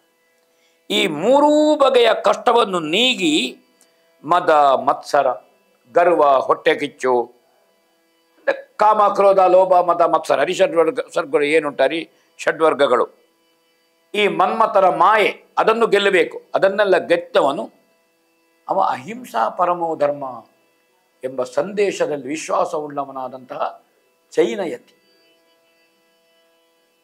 ಜೈನ ಧರ್ಮ ಏನು ಹೇಳುತ್ತದೆ ಅಂದರೆ, ಒಂದು ಆಚಾರ ಮತ್ತೊಂದು ವಿಚಾರ. ಆಚಾರದಲ್ಲಿ ಅಹಿಂಸೆ, ಅಹಿಂಸಾ ಪರಮೋ ಧರ್ಮ. ವಿಚಾರದಲ್ಲಿ ಅನೇಕಾಂತವಾದವನ್ನು ಹೇಳ್ತದೆ. ಅದು ಬಹುತ್ವ, ಏಕತ್ವವನ್ನು ಹೇಳುವುದಿಲ್ಲ, ಅನೇಕಾಂತವನ್ನೇ ಬಹುತ್ವವನ್ನು ಹೇಳುತ್ತದೆ. ಸ್ಯಾದಸ್ತಿ ಸ್ಯಾದ್ ನಾಸ್ತಿ, ಇರಲೂಬಹುದು ಇಲ್ಲದಿರಲೂಬಹುದು, ಸ್ಯಾದವಾದ. ಇದು ಜೈನ ಧರ್ಮದ ಮೂಲ ಸಂಗತಿಗಳು. ಅದರಲ್ಲಿ ಪ್ರಧಾನವಾದಂತಹ ಆಚಾರ ಏನು ಅಂದರೆ ಅಹಿಂಸೆ. ಹಿಂಸೆ ಕೊಡಬೇಡ. ಅಹಿಂಸೆ ಎನ್ನುವುದರಲ್ಲಿ ಒಂದು ಇನ್ನೊಬ್ಬನಿಗೆ ನಾವು ಹಿಂಸೆ ಕೊಡುವಂತಹದ್ದು, ಅದು ಮಾಡಬಾರದು. ಇನ್ನೊಂದು, ನಮ್ಮ ಆತ್ಮನಿಗೆ ನಾವು ಹಿಂಸೆ ಕೊಡಬಾರದು. ಆತ್ಮೋನ್ನತಿಯನ್ನು ಸಾಧಿಸಬೇಕು ಅಂತಾದರೆ ಆತ್ಮನಿಗೆ ಹಿಂಸೆ ಆಗಬಾರದು. ಒಬ್ಬರ ಹತ್ರ ಸುಳ್ಳು ಹೇಳುತ್ತೇವೆ, ಅಥವಾ ಒಬ್ಬರಿಗೆ ವಂಚನೆ ಮಾಡುತ್ತೇವೆ, ಒಬ್ಬರಿಗೆ ಏನೋ ದ್ರೋಹ ಮಾಡುತ್ತೇವೆ. ಮರುದಿವಸ ನಮಗೆ ಆತ್ಮಾವಲೋಕನ ಮಾಡಿದಾಗ ಗೊತ್ತಾಗ್ತದೆ, ಓ, ನಾನು ಅವನ ಹತ್ರ ಸುಳ್ಳು ಹೇಳಬಾರದಿತ್ತು, ಅವನಿಗೆ ಹಿಂಸೆ ಕೊಡಬಾರದಿತ್ತು, ಅವನಿಗೆ ಕೆಟ್ಟದಾಗಿ ಆಡಬಾರದಿತ್ತು. ಇದು ನಮ್ಮ ವಿವೇಕ. ಅವಾಗ ಮರುದಿವಸ ನಮಗೆ ನೋವಾಗ್ತದೆ, ಛೇ, ನಾನು ನಿನ್ನವನಿಗೆ ದ್ರೋಹ ಮಾಡಿದನಲ್ಲ, ವಂಚನೆ ಮಾಡಿದನಲ್ಲ, ಸುಳ್ಳು ಹೇಳಿದನಲ್ಲ. ಈ ಮರುದಿವಸ ನಮಗಾಗುವಂತಹ ಈ ಮನಸ್ಸಿನ ವೇದನೆ ಏನುಂಟು, ಇದು ನಮ್ಮ ಆತ್ಮನಿಗೆ ಮಾಡುವಂತಹ ಹಿಂಸೆ. ಅಹಿಂಸೆ ಅಂದರೆ ಇನ್ನೊಬ್ಬನಿಗೆ ಹಿಂಸೆ ಮಾಡಬಾರದು ಅಂತ ಮಾತ್ರ ಅಲ್ಲ, ನಮ್ಮ ಆತ್ಮನಿಗೂ ನಾವು ಹಿಂಸೆ ಮಾಡಬಾರದು. ಇದು ಮರುದಿವಸ ನಮಗಾಗುವ ಹಿಂಸೆ. ಅಹಿಂಸಾ ಪರಮೋ ಧರ್ಮ ಅಂದರೆ ಎರಡೂ ಹೌದು. ಒಂದು, ನಮ್ಮ ಆತ್ಮನಿಗೂ ಹಿಂಸೆ ಆಗುವಂತಹ ಕೆಲಸ ನಾವು ಮಾಡಬಾರದು, ಇನ್ನೊಂದು ಆತ್ಮಕ್ಕೂ ನಾವು ಹಿಂಸೆ ಕೊಡಬಾರದು. ಆ ರೀತಿ ಅಹಿಂಸಾ ಪರಮೋ ಧರ್ಮ ಎಂಬಂತಹ ಆಧ್ಯಾತ್ಮದ ಕಡೆಗೆ ಸಾಗುವ ಜೈನ ಮುನಿಯಂತೆ ರಾವಣ ಬೆತ್ತಲೆಯಾಗಿ ಹೋದ ಅಂತ ಹೇಳ್ತಾರೆ. ಶಚಿ ಸರಸ್ವತಿಯರು ನಾಚಿದ್ರಂತೆ, ದೇವತಾ ಸ್ತ್ರೀಯರು ಎಲ್ಲರೂ. ಹಾಗೆ ಗಂಧರ್ವರು, ಕಿನ್ನರರು, ದೇವತೆಗಳು ಚಪ್ಪಾಳೆ ತಟ್ಟಿದರಂತೆ, ರಾಮನ ಯೋಗ್ಯತೆಯನ್ನು ಮೆಚ್ಚಿಕೊಂಡ್ರಂತೆ. ಮುಂದೆ ನೋಡೋಣ. ಕಾಯಿದೆವು ಹೋಗಿಗೆಲವು ನಿರಾಯುಧನ ಲಜ್ಜಿತನಜ್ಜನ ನಾಯುವು ದಿನ ದಿನಗೆ ನಿನ್ನದು ಮೇಲೆ ನಮ್ಮದೆಲೆಗೆ ಹಾಯಿ ಬೇಗದಿ ಹೋಗು ಹೋಗಲೆ ನಾಯನುದಿರಬೇಡ ನಡೆ ನಡೆ ನೋಯ ದೋಜೆಯಲಿಂದು ಹೋಗಲೆ ಹೋಗು ಹೋಗೆಂದ. ನಿರಾಯುಧನನ್ನು, ನಾಚಿದವನನ್ನು, ವಯೋವೃದ್ಧನನ್ನು ರಕ್ಷಿಸಿದ್ದೇವೆ ನಾವು ಅಂತ ಹೇಳಿದ್ರಂತೆ ರಾಮ. ನಿನ್ನಲ್ಲಿ ಮಾನ ಮುಚ್ಚಿಕೊಳ್ಳುವುದಕ್ಕೆ ಬಟ್ಟೆ ಇಲ್ಲ, ಸಮದಂಡಿಯಾಗಿ ಯುದ್ಧ ಮಾಡುವುದಕ್ಕೆ ಆಯುಧ ಇಲ್ಲ, ವಯಸ್ಸಿನಲ್ಲಿಯೂ ನೀನು ನನಗಿಂತ ಎಷ್ಟೋ ಯುಗದಿಂದ ಹಿನ್ನೆಲೆಯು ನೀನು. ಇವತ್ತಿಗೆ ಇಲ್ಲಿಂದ ಹೋಗು, ಈ ದಿವಸದ ಆಯಸ್ಸು ನಿನ್ನದು, ಆದರೆ ಆ ಮೇಲಿನ ದಿವಸ ನಮ್ಮದು ಅಂತ ಹೇಳ್ತಾನೆ. ಬೇಗ ಹೋಗು. ಸ್ವಸ್ವರೂಪ ಜ್ಞಾನ ಇಲ್ಲದೆ ಇದ್ದ ಪ್ರಾಣಿಗೆ ನಾವು ಶ್ವಾನ ಅಥವಾ ನಾಯಿಯಿಂದ, ಅದಕ್ಕೆ ಸ್ವಸ್ವರೂಪ ಜ್ಞಾನ ಇಲ್ಲ. ಹಾಗೆ ನಿನಗೆ ಸ್ವಸ್ವರೂಪ ಜ್ಞಾನ ಇಲ್ಲದ ಪ್ರಾಣಿಗಿಂತ ಕಡೆ ನೀನು ಇಲ್ಲಿ ನಿಂತಿರಬೇಡ, ತೊಲಗಿ ಹೋಗು. ನೋಯದೆ ನಿನ್ನಷ್ಟಕ್ಕೆ ಈ ದಿವಸ ಹೋಗು. ಸ್ವಸ್ವರೂಪ ಜ್ಞಾನ ಇಲ್ಲದೆ ಇರುವ ರಾಮ ಹೀಯಾಳಿಸಿ ಜಾಡಿಸಿ ಮಾರೀಚನ ವೈರಿ ರಾಮನ ಮಾತಿಗೆ ನಾಚಿಕೊಂಡು ರಾವಣ ಹಿಂತಿರುಗಿದ. 14 ಲೋಕಗಳ ಬಂಡ ಜನರಿಗೆ ದಶಕಂಠ ಗುರುವಲ್ಲವೇ, ದೇವೇಂದ್ರನ ರಾಜಧಾನಿಗೆ ದೇವತೆಗಳು ರವಾನೆಯಾದರಂತೆ. ಕತ್ತಲೆ ಆಯಿತಂತೆ. ವಾನರ ರಥನಾಗಿದ್ದ ಹನುಮಂತನ ಹೆಗಲ ಮೇಲಿಂದ ರಾಮ ಇಳಿದನಂತೆ. ಕಪಿಗಳು ಕುಣಿದು ಕುಪ್ಪಳಿಸಿದರು. ರಾವಣ ಸೋತು ನಾಚಿ ತಲೆ ತಗ್ಗಿಸಿಕೊಂಡು ಲಂಕೆಯನ್ನು ಸೇರ್ತಾನೆ. 71ನೇ ಸಂಚಿಕೆಗೆ ಮಂಗಲವನ್ನು ಹೇಳೋಣ. ಭವ ಭವಾರ್ಜಿತ ದುರಿತ ಕೋಟಿಯ ತಮಿಸುವಗ್ಗದ ನಾಮ ಸರಸಿಜ ಭವ ಭವಾಚ್ಯುತರ ಅಮಲ ಪದವಿಯ ನೀವ ಗುಣನಾಮ. ಶಿವನ ನೆಚ್ಚಿನ ನಾಮ ಗಿರಿ ಸಂಭವೆಯ ನೇಮದ ನಾಮ ಸುರನರ ಭುವನ ಪಾವನ ನಾಮ ಸೀತಾಪತಿಯ ಸಿರಿನಾಮ. ಸೀತಾಪತಿಯ ಸಿರಿನಾಮ ರಾಮ ರಾಮ.